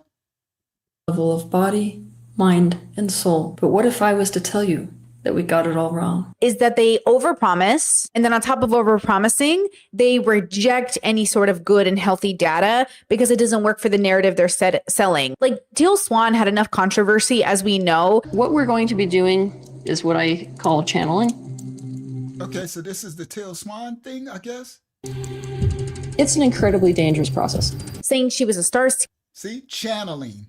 child, claiming she had like magical powers. If you watch that troll that just came, his little Anunnaki. The Hulu documentary series, there's even a scene where Teal Swan's, sort of, I don't know what to call them, mini counselors told a person that there was a molestation in their family with no evidence. Like it was really gross and very overstepping stuff, but they continue to exist because they're allowed to exist. And that's why we have to be careful because Teal Swan is some spiritualist or something, some kind of fallen angel seekers and stuff, a witch, a divination. Wow, and they got, this world is crazy, bro. You guys protect your babies, man. Because something exists doesn't mean it's good for us. Just because they claim to have the answers doesn't mean it's true. Just because they have a lot of followers doesn't mean it's true. Shout out to Miss She. Shout out Miss She. What do you think about this list? Most of it is illegal. The people in my life have to be more dedicated to mission. If you want to come within 50 miles of me, you better be ready for the deepest end of the pool. It's like, oh, so this is the teal person or whatever? Some new age person? What are you willing to do? We rebuke all this in the name of the Most High, in the name of our Mashiach, who come in the name of our Father. We rebuke all that. We rebuke you, Miss Teal. We rebuke you, Donna Briggs. We rebuke you too, dominatrix lady. Rebuke you too. Right. Rebuking all this. Oh, look, Donna Briggs. Donna Briggs. Friend that is unwell, Donna right? Briggs makes me laugh, guys. Let's see Donna Briggs. It's really difficult. Success means checking on your loved ones and friends. Everyone is not happy. Everyone's not living in extreme abundance. They might be sad. She's looking worse. Guys, in a few years, she's going to cave. Look, this must be a later video. She's looking like she's going to look crazy. They might be in a bad situation. You never know. You never know. So this Saturday, I am walking for suicide prevention. Look, 30. This is the 30th walk. I walk like, this is my 14th year walking. So a lot of people are walking. A lot of people kill themselves, commit suicide, unalive themselves that I know. So I'm walking to support people who did that. That's what I'm doing. And to be a successful person, you have to be mindful that everyone's not strong and everyone is not on the same, you know. All right, I'm good with you. I think I'm definitely done with. Oh, what's she doing with her car? Let's see. Was she in a garage or something? Let's see. Doing celebrities to being I know her fake lips getting bigger, but I thought she wanted to be. So she's a black girl who turned white to get black lips. Like that's crazy work, right? You can't make this make sense. But let's continue. a grifter on the internet, or at least what looks like a grifter on the internet. So I'm walking to my car thinking it's my car. It's not. This is an environment you want to be in. There are so many Rolls Royces here. You can't even tell which one is yours. Now the dilemma is if she's experiencing something like, let's say, a spiritual psychosis. All right. So let me get my clothes out. Who this dude? Oh my goodness, what is this? Like, Brittany, are you like Leo Skeppy or Teal Swan? I was like, ooh, whatever I'm doing, I have to change my brand. I was gonna get my fucking get back on every single person who has ever fucking hurt me. Like I said, the Albanian came out. So I was very logical and very calculated about my plan for how I was gonna go about a mass fucking murder spree and then a suicide to follow it off. I was gonna mutilate. I don't know what we listen to. I rebuke all this. I'm sorry. That just turned crazy dark. All right. I think what's her name? I'm what's her named out. I don't think I could do no more Donna. Teal Swan, Leo oh, so that must have been that dude. So who are these people? Right? Wow. Is that even, you don't even be knowing who a man and a woman nowadays either. It's so crazy. All right. I'm good. I don't think I'll need to do no more Donna Briggs. I think, oh, that's the last clip. Let's do our last clip of Donna Briggs. What'd you say? 1, she uses bots, and 2, she's not very grounded, and 3, it seems like her abundance mindset is very, very fake. Like, it looks like she's almost an Airbnbs. It's like she is. That's what I was thinking. She doing all these. She's showing too much money. She ain't doing nothing but written Airbnbs and all that type of stuff. Donna Briggs, boy, the most famous woman I never knew. I'm like Donna Briggs is a mess, man. All right, so I think hold on, let me see, what is that? Yeah, I think I'm definitely Donna Briggs out. Yeah. All right, so stop sharing that. Let me come back to this, right? Stop share. Whew, 12:30. I think we all Donna Briggs'd out, right? So we've witnessed one of the craziest crash outs I think I've ever experienced, right? This is the thumbnail. Genetic identity shift. The black who became white engineered identity, but I retitled for YouTube, New Year's Killer Mike, boobs, a genetic identity shift. For those who missed the boobs, it was Lil Man. Lil Man said, Lil Man liked the boobs. I'm like, that's some crazy work, right? That's really crazy work. Lil Man liked the boobs. The other little man said, I love my babes. and you love your skin, right? So cover your children, right? You got to protect them from these from the internet and everything that is out there for them. So as we close tonight's live stream, we sit with a truth that is uncomfortable but necessary. All right? No one just wakes up wanting to erase themselves. That desire is manifested over time. It's taught, it's conditioned, it's cultivated. Identity does not fracture overnight. It fractures through a repetition, a conditioning. It fractures through images shown and images denied. The way they deny our history and our accomplishments and our culture to make us devalue ourselves, not see ourselves as something worthwhile, something to attain to be, right? It's not fractured overnight. It's fractured through praise given to one form and silence and disrespect to another form. It's fractured through generations taught subtly, right? And not so subtly that their reflected image is one of disdain, of disgrace, of dishonor, while other reflections are celebrated. This is not just cosmetic. This is a spiritual violence. This is a spiritual violation. We ain't just dealing with physical. Ecclesiasticus, Sirach 11:2 says, praise not a man for his beauty, neither abhor a man for his outward appearance. So the Sephara Yah manuscript tell us, don't praise no mankind for their beauty, or hate or have disdain or abhor another man or woman kind for their outward appearance. But what does the world do? It does the opposite, of course. This second world of sin and iniquity, it rewards appearances and it punishes differences. But the creator of all things, the Most High, created us all different. Y'all understand? He created us all different. So the serpents, which takes the Most High truth and reverses it, they reward a conformity. They want the serpents making them all into his image.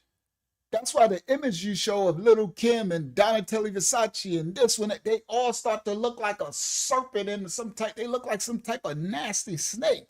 It's like they mutating into the serpent in the garden. They all look like Steve. This ain't nothing but Adam, Eve, and Steve, right?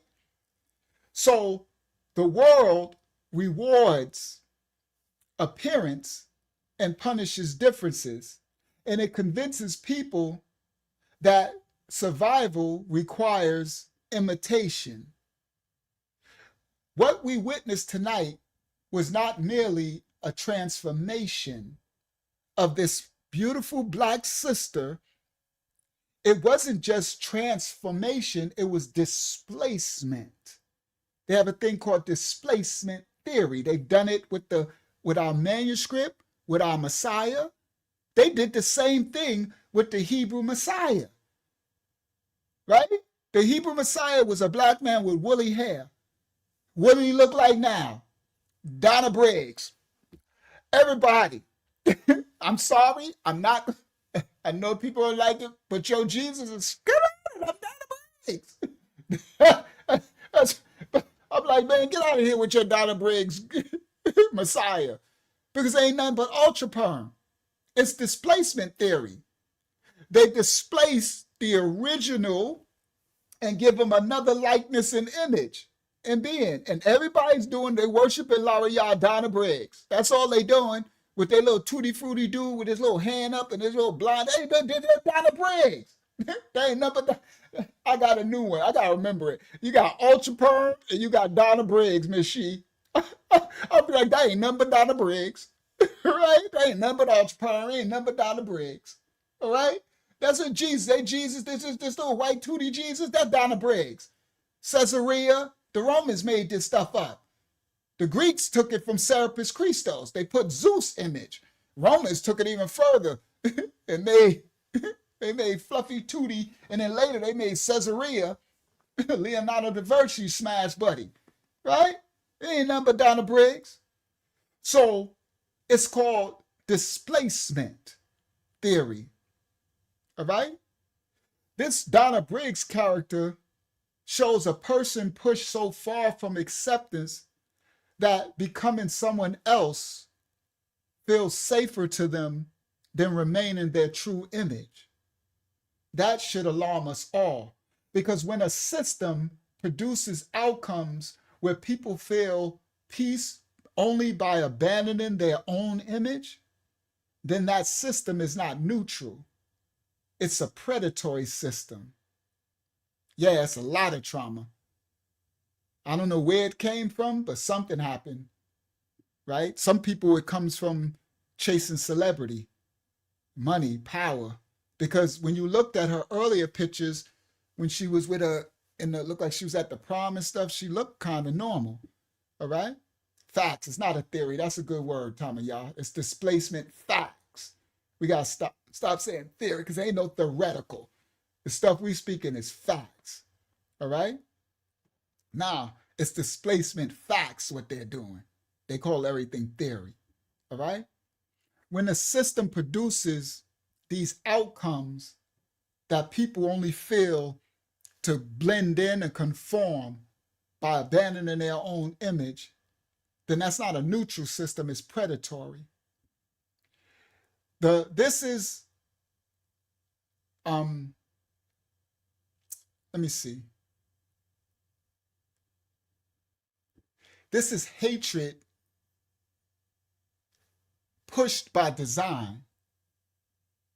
This is an ancient hatred that whispers into the souls of people, you would be better if you were in my image. That's the serpent from the garden, the old dragon.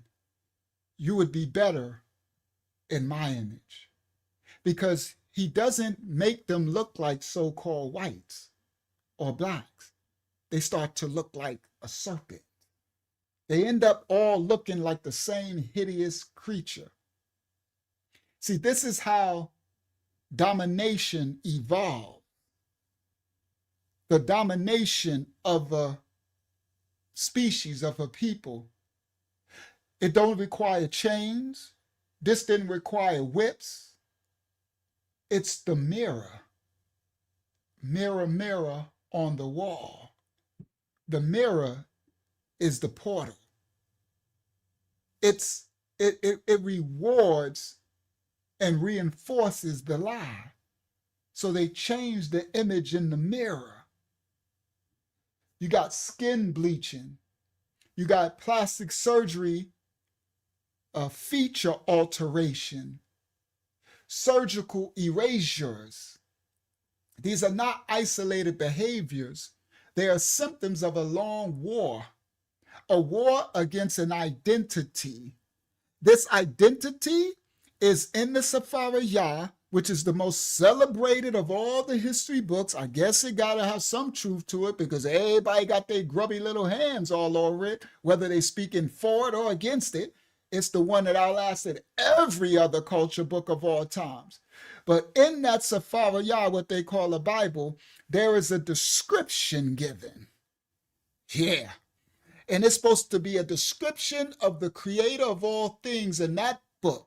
And he's called the Ancient of Days. And that description says he has hair like the pure wool. Then there's a description of his only begotten Ya'ad's son who comes, and it says his hair was like the pure wool and feet like burnished brass burned in the furnace. So there's descriptions of the people that was set apart from that Safariyah book that was chosen to lead the remnant of all the other nations. And they had a descriptor of them, that they had melanated skin and woolly hair and texture. So there are images in that Safariyah. See, this is serious because it is spiritual. All right? And this surgical erasure, all right? This thing of rewarding the lie, okay? It's a symptoms of a long war of erasing an identity. In the Safariyah, our history book that they call the Bible, it is a history book of a people, and it speaks of nations of people, nationalities. And each of those nations of people, they have the book of Kings. They talk nothing about nations. Everybody. There's identities in every nation, from the Canaanites to the Jebusites to the Israelites to the Hebusites to the Ishmaelites to the Nipsites to the Kemites to the Casites and the Eversites and the whateverites. It's all nationalities. These are identities. But there's a long-standing war to erase an identity of a group of people.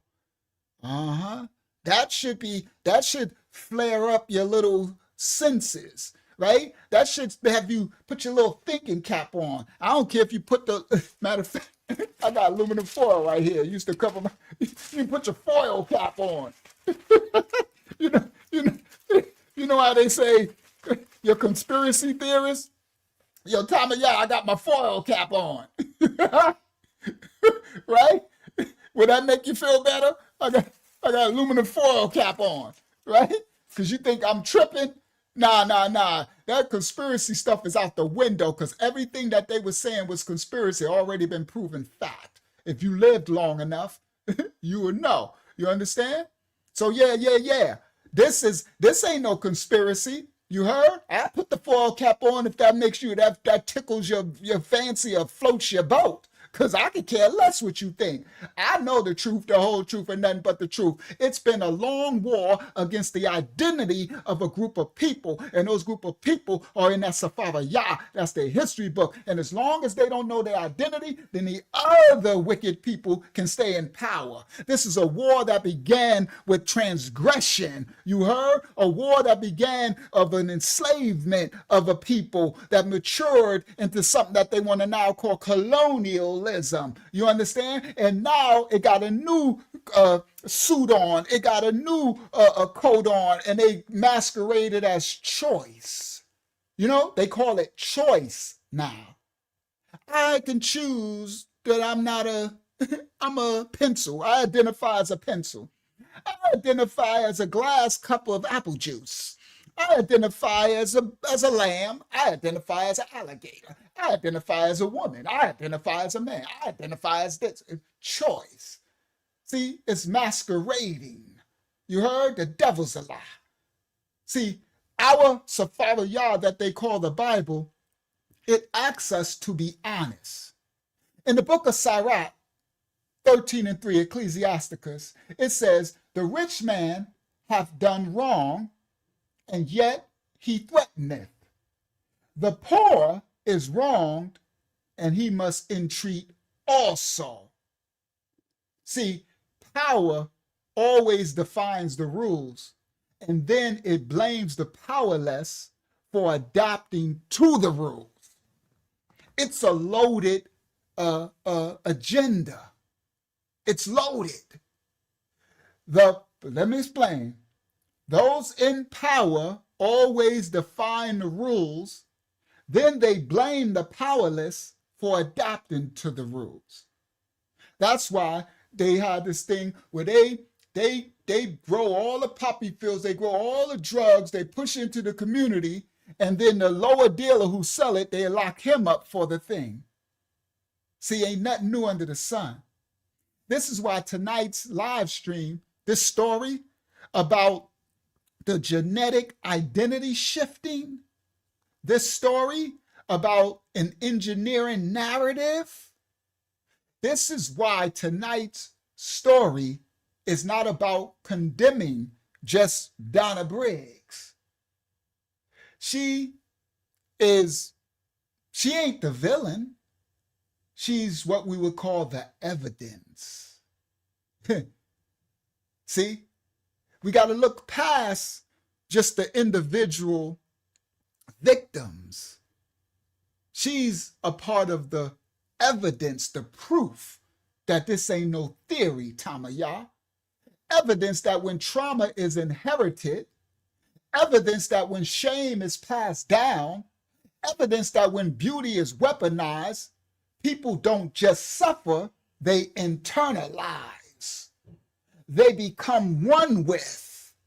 And once it is internalized, oppression no longer need enforcers, because the mind itself becomes the prison and the mirror becomes the prison guard.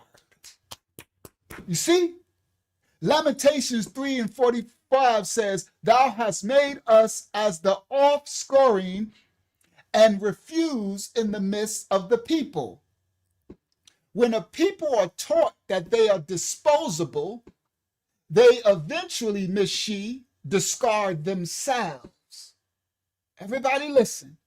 When a people are taught and conditioned that they are disposable, then they will start to discard themselves.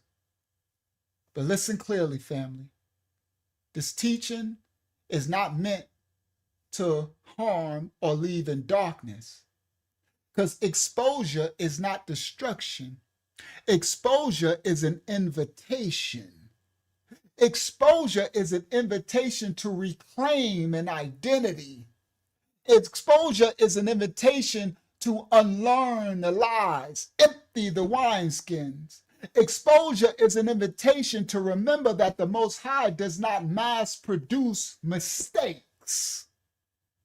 Sirach 17:1 says, "The Most High created man of the earth and turned him into it again." That means every form, every hue, every color, every feature was intentional.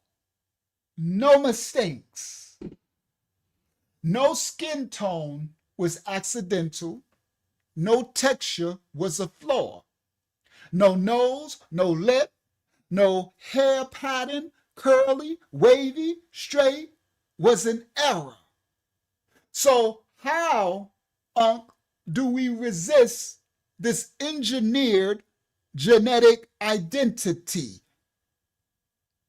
How, children of the Most High, of every nation, kindred, and tongue? We start with the truth. We teach our children before the world teaches them. We speak life where once embarrassment or shame once existed and lived. We honor the difference instead of classifying or ranking it. And we refuse to confuse survival adaptations with self-hatred, while still naming the system that made those adaptations necessary. I'm going to say that again. We refuse to confuse adaptations for survival with self-hatred, but at the same time, we still expose the system that made those adaptations necessary, because there are survival adaptations that we have to do that's against our nature. So we have to continually expose the systems and those that made those adaptations necessary, but we don't confuse the survival adaptations with others who actually hate themselves. There's levels to this. The book of Baruch warns us of this. Baruch 3:12 says, "Thou hast forsaken the fountain of wisdom." That's because wisdom returns when we turn to truth. Not trends, not familiarity.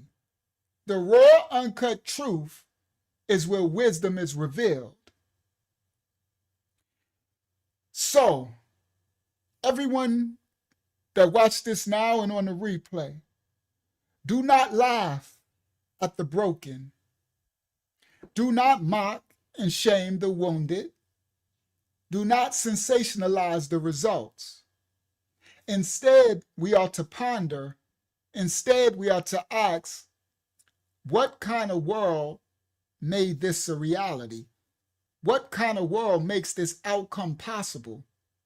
Because the healing does not begin with plastic surgery. It begins with the restored truth, the insight. It begins with what we would call restoring sight, ion, the Habariya letter of seed. Restored sight requires acknowledgement, accountability, responsibility, and also a word called courage.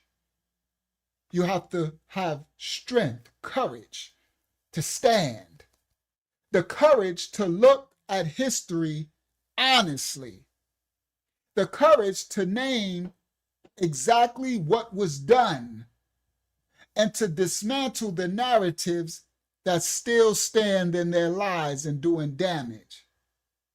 Identity, everyone, is not something to be earned.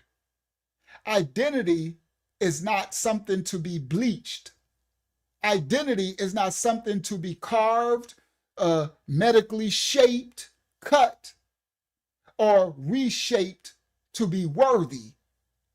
Identity is a birthright, Shashasha. It's a birthright. And anything powerful enough to convince someone otherwise, that ain't fashion, that ain't freedom, and that ain't choice. That's a system. That's systematic destruction, systematic mental, physical, mentally and spiritually slavery, confinement. Tonight, we discern. Tonight, we remember. We do not remain silent, because when the mirrors lie, the truth must speak. And tonight, we speak the truth, as we always do, every night. So, the engineered identity, genetic identity shifting. We've learned the story of a little sister named Donna Briggs. A very, very, very sad story. Good word, self-destruction. You're headed for self-destruction. Tell me about it, right? That's a good word right there. This system has taught this woman to hate herself. Stop sharing. We close. Share screen. I think it's this one. Yeah, share. This system has told this Black woman to hate her identity so much that she's become this woman. It's crazy. This is the mirror, mirror on the wall. When Shem became Japheth, it's crazy work.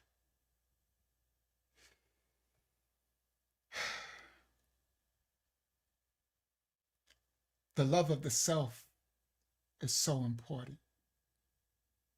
That's why this is my favorite new song. I love myself, I love my skin, I love my hair, my melanin. Even when I lose, was born to win. I never quit, just try again. I love myself, I love my skin, I love my hair, my melanin. Even when I lose, was born to win. I never quit, just try again. When I look in the mirror, what do I see? Full circle. Love yourself, children of the Most High. You were created in His likeness, image, and being. Those from the original natural brand seed all the way to the opposite regressive They're all children of Adam and Eve, unless they come solely from Nephilim. Every what you call so-called white person ain't Nephilim, and every what you call so-called black person ain't Nephilim, and everyone. This is to every nation, kindred, and tongue. I don't care if you so-called black, white, Hispanic, Asian, whatever it is. If you are righteous and remnant, and you seek the likeness of the Most High and His being and righteousness, then you are of my Father, and a remnant of every nation, kindred, and tongue will stand before the Father, before the Messiah in the judgment at the end in the book of the Revelation. You heard that part. So whoever you are, you love the Creator in you. He created you in that image, and it was intentional. None of it was a mistake. So you need to understand, I love myself. I love my skin. Now the so-called blacks, we need this reinforcement. So for others, you would think like, well, why do y'all have, it's because ours has been stolen. This is prophetic. And we blame those who really know, we blame our ancestors who transgressed the Most High. We would have never been in this mess if our ancestors wouldn't have chose to transgress. And this was prophesied that this would happen. But it would also be prophesied that in the land of our captivity, we would awaken and remember ourselves, and we would surname ourselves back to the name of the Father and come back to the righteousness and renew the covenant, but renew the righteousness that we were created in from the beginning. There was two created in the beginning, Adam and Hayavah, and they were melanated with woolly hair. And every genetic nation of people on earth come from those two, that original seed. As from the original black seed comes every germ, every seed from the original, from the blackest to the furthest end of the spectrum. And when you put all those colors together, it comes back to the original black seed. So for those who understand from that which you come from, and that original seed comes from the Creator Father, that's why in the Safariyat that they call the Bible, they wrote that as His image. That's a physical manifestation. The Most High ain't physical. They did that for a reason, because He created Adam and Hayavah in His likeness, an image that He wanted to manifest as His image on earth in this physical being. So the so-called black people, ours was stolen, so we need this reinforcement. That's why this is shout out to Abiyah. That's why this is so oh, it just turned 12 a.m. there and the popping is crazy. Ours is over. I think it's 1 a.m. there. I think they done went to bed. Good. Get out the streets. For those that ain't turned 12 yet, my condolences to you. The popping is crazy. But for others, nations of people, you want to know why we need it? We need the healing. This is why we have it, because we need the healing. Okay? The healing to remember the identity. So this dad is actually playing this song, and so that his little man is going to grow up loving himself, and his sister's watching him intently. You understand? This is a covering. The other clip was a little disturbing, right? This young man said he loves boobs, right? But I'm glad.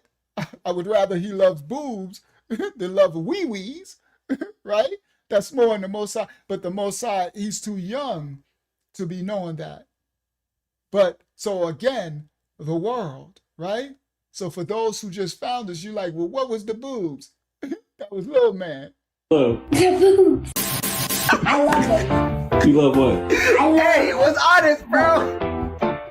What do you love? The boobs. What was you searching up? Little man got caught looking up on the internet. He's watching boobs. Okay? So you understand? So you got to watch your children. You understand? But again, the society is out to destroy. They're after the children. That's the Valley of Hinnom, right? So he got caught, for those who didn't see the clip at the beginning. You understand? So, right? What somebody wrote? Hold on. They won't let me see it. It said, hold on. It said exactly, but he shouldn't even know what boobs, yeah, right? At this young. But you could tell he clearly knows, and he clearly loves them.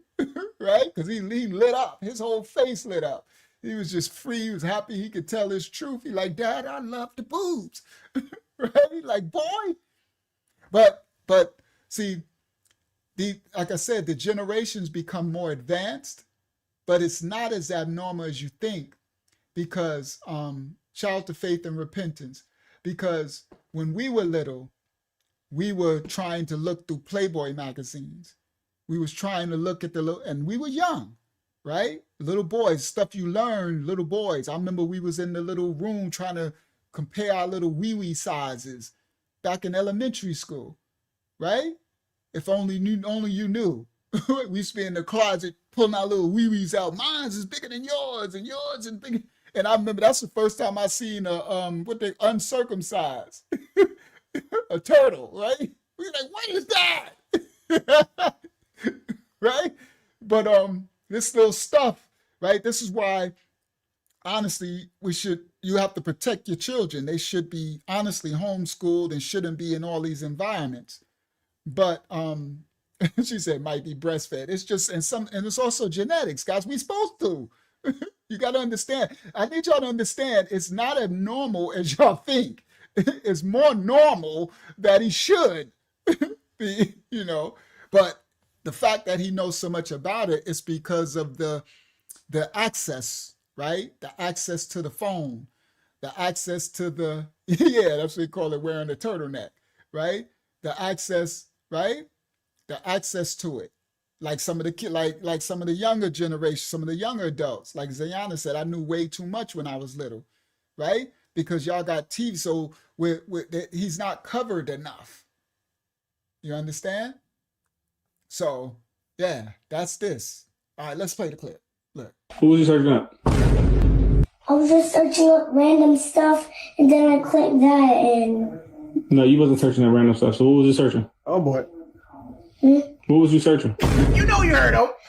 that What does that say? shaking their boobs. Why was you searching that? I don't know, because I just love them.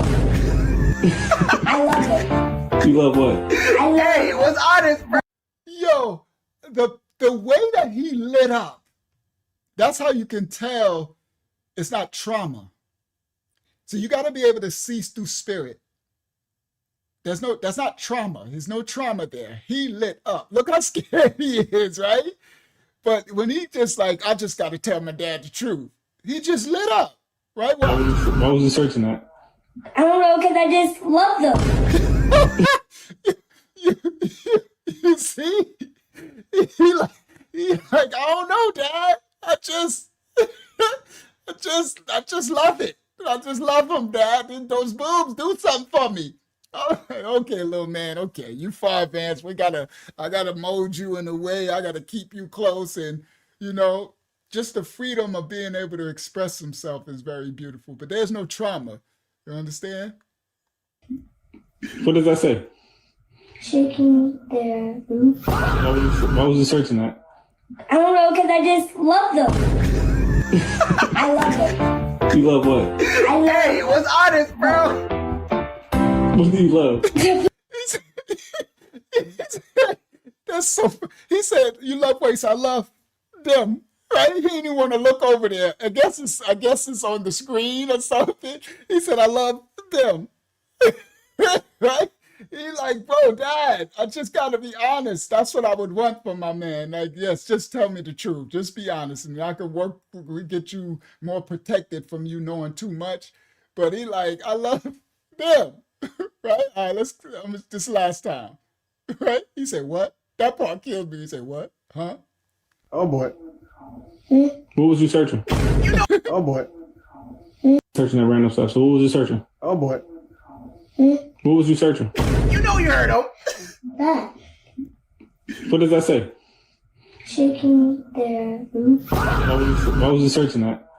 I don't know, because I just love them. I love them. You love what? I love Hey, it was honest, bro. What do you love? their boobs. I love them. And he even had to laugh. He said the boobs. He like, Dad, I know it's crazy, but I just, And a lot of them can be more advanced, a lot more advanced. But praise Yah, yeah, he could spell it. You see, it's not no trauma going on here, but he got too much access, right? He needs to be a lot more covered, right? But praise Yah, at least he got a relationship with his dad where he can tell the truth. You understand? And feel free to do it. All right? Well, of course, we're not saying none of that's righteous or none of it about him being able to see boobs and stuff. But that's where I got the title, because I'm like, you know what? Because usually when I just say, if I said the black woman turned white, a lot of times, some people check out. Sisters be like, I don't want to see nothing. So I'm like, okay, well, what is that? I was in the bathroom, like, what the video is about. I'm going to open up about New Year's, because it's New Year's Eve. And then I remember I got the Killa Mike clip in the boobs. So I'm like, you know what? I'm about to retitle it. New Year's Killa Mike boobs and genetic identity stolen. So now, no clickbait. I thank you all for joining us tonight on this live stream.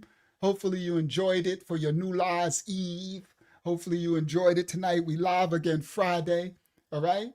Everybody, the Most High created you in his likeness, image, and being. So you go forth and you be his image on earth. All right? And I want to close out with this again, one more time. Love yourself. Love the Most High in you, no matter what it is. I love myself. I love my skin. I love my hair. My melanin. Even I lose. Was born to win. I never quit. Just try again. I love myself. I love my skin. I love my hair. My melanin. Even I lose. Was born to win. I never quit. Just try again. When I look in the mirror, what do I see? Praise Yah. Abayashi want to see her little girl. I think it's probably appropriate to see the little girl. To see the little girl today. Because she is like, you know what I mean? Because the other one. So this was a little white girl. See, this is what I said about there's the identity thing. It's like sometime there's people in the ministry that told me, honestly, of the so-called white that said in their ministry call, since I was a child, I never saw myself as white. Literally in the ministry. I can't say who it is, it's personal. And they said my family, everybody used to trip. But I don't know. I just didn't see myself as that. I know I'm so-called white, but I just identified with, now I know they're the people of the book. I just felt that there was something spiritually there that was missing in my nation of people. And I felt drawn. So I just I never dressed like I was black. I never tried to be. I just never identified with it. And this clip is here. You have not influenced me. I am my own person. I am a strong black woman.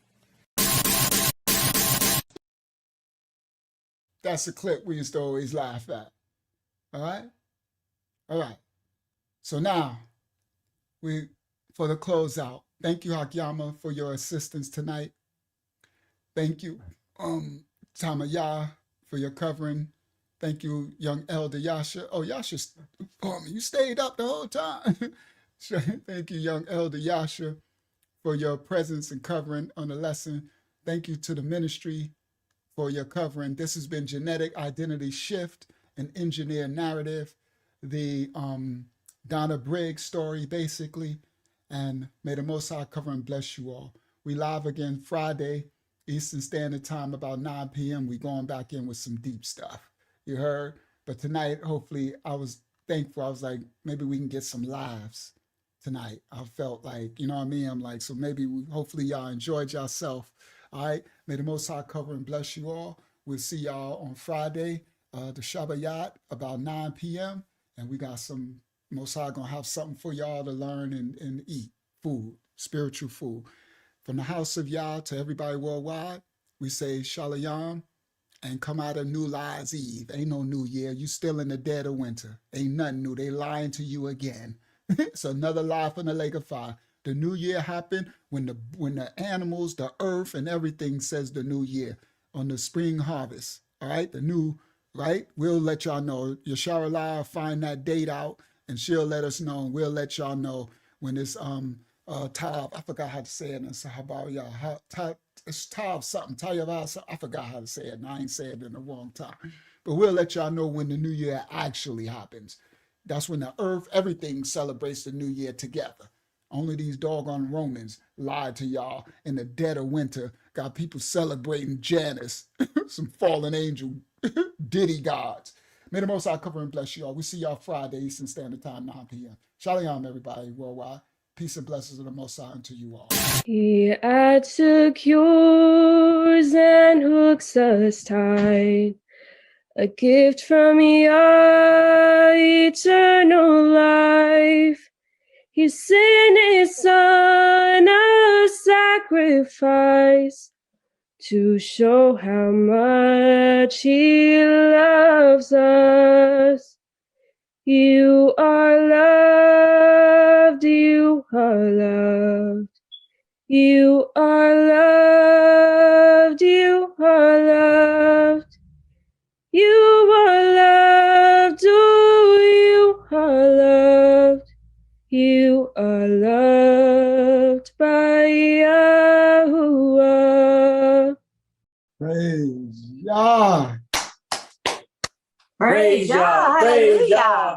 Hallelujah.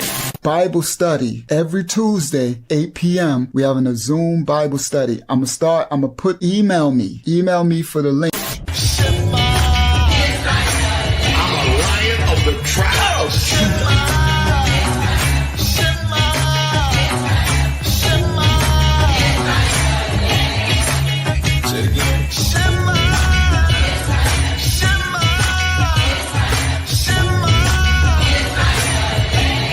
Precious chosen people of the Most High.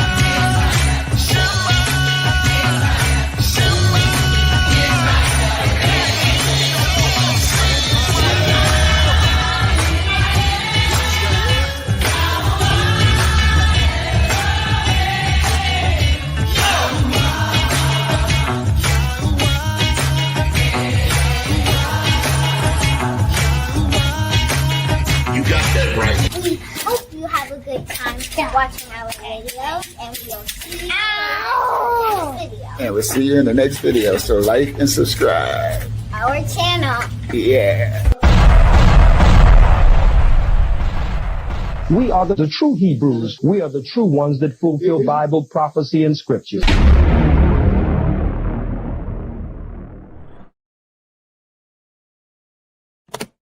He adds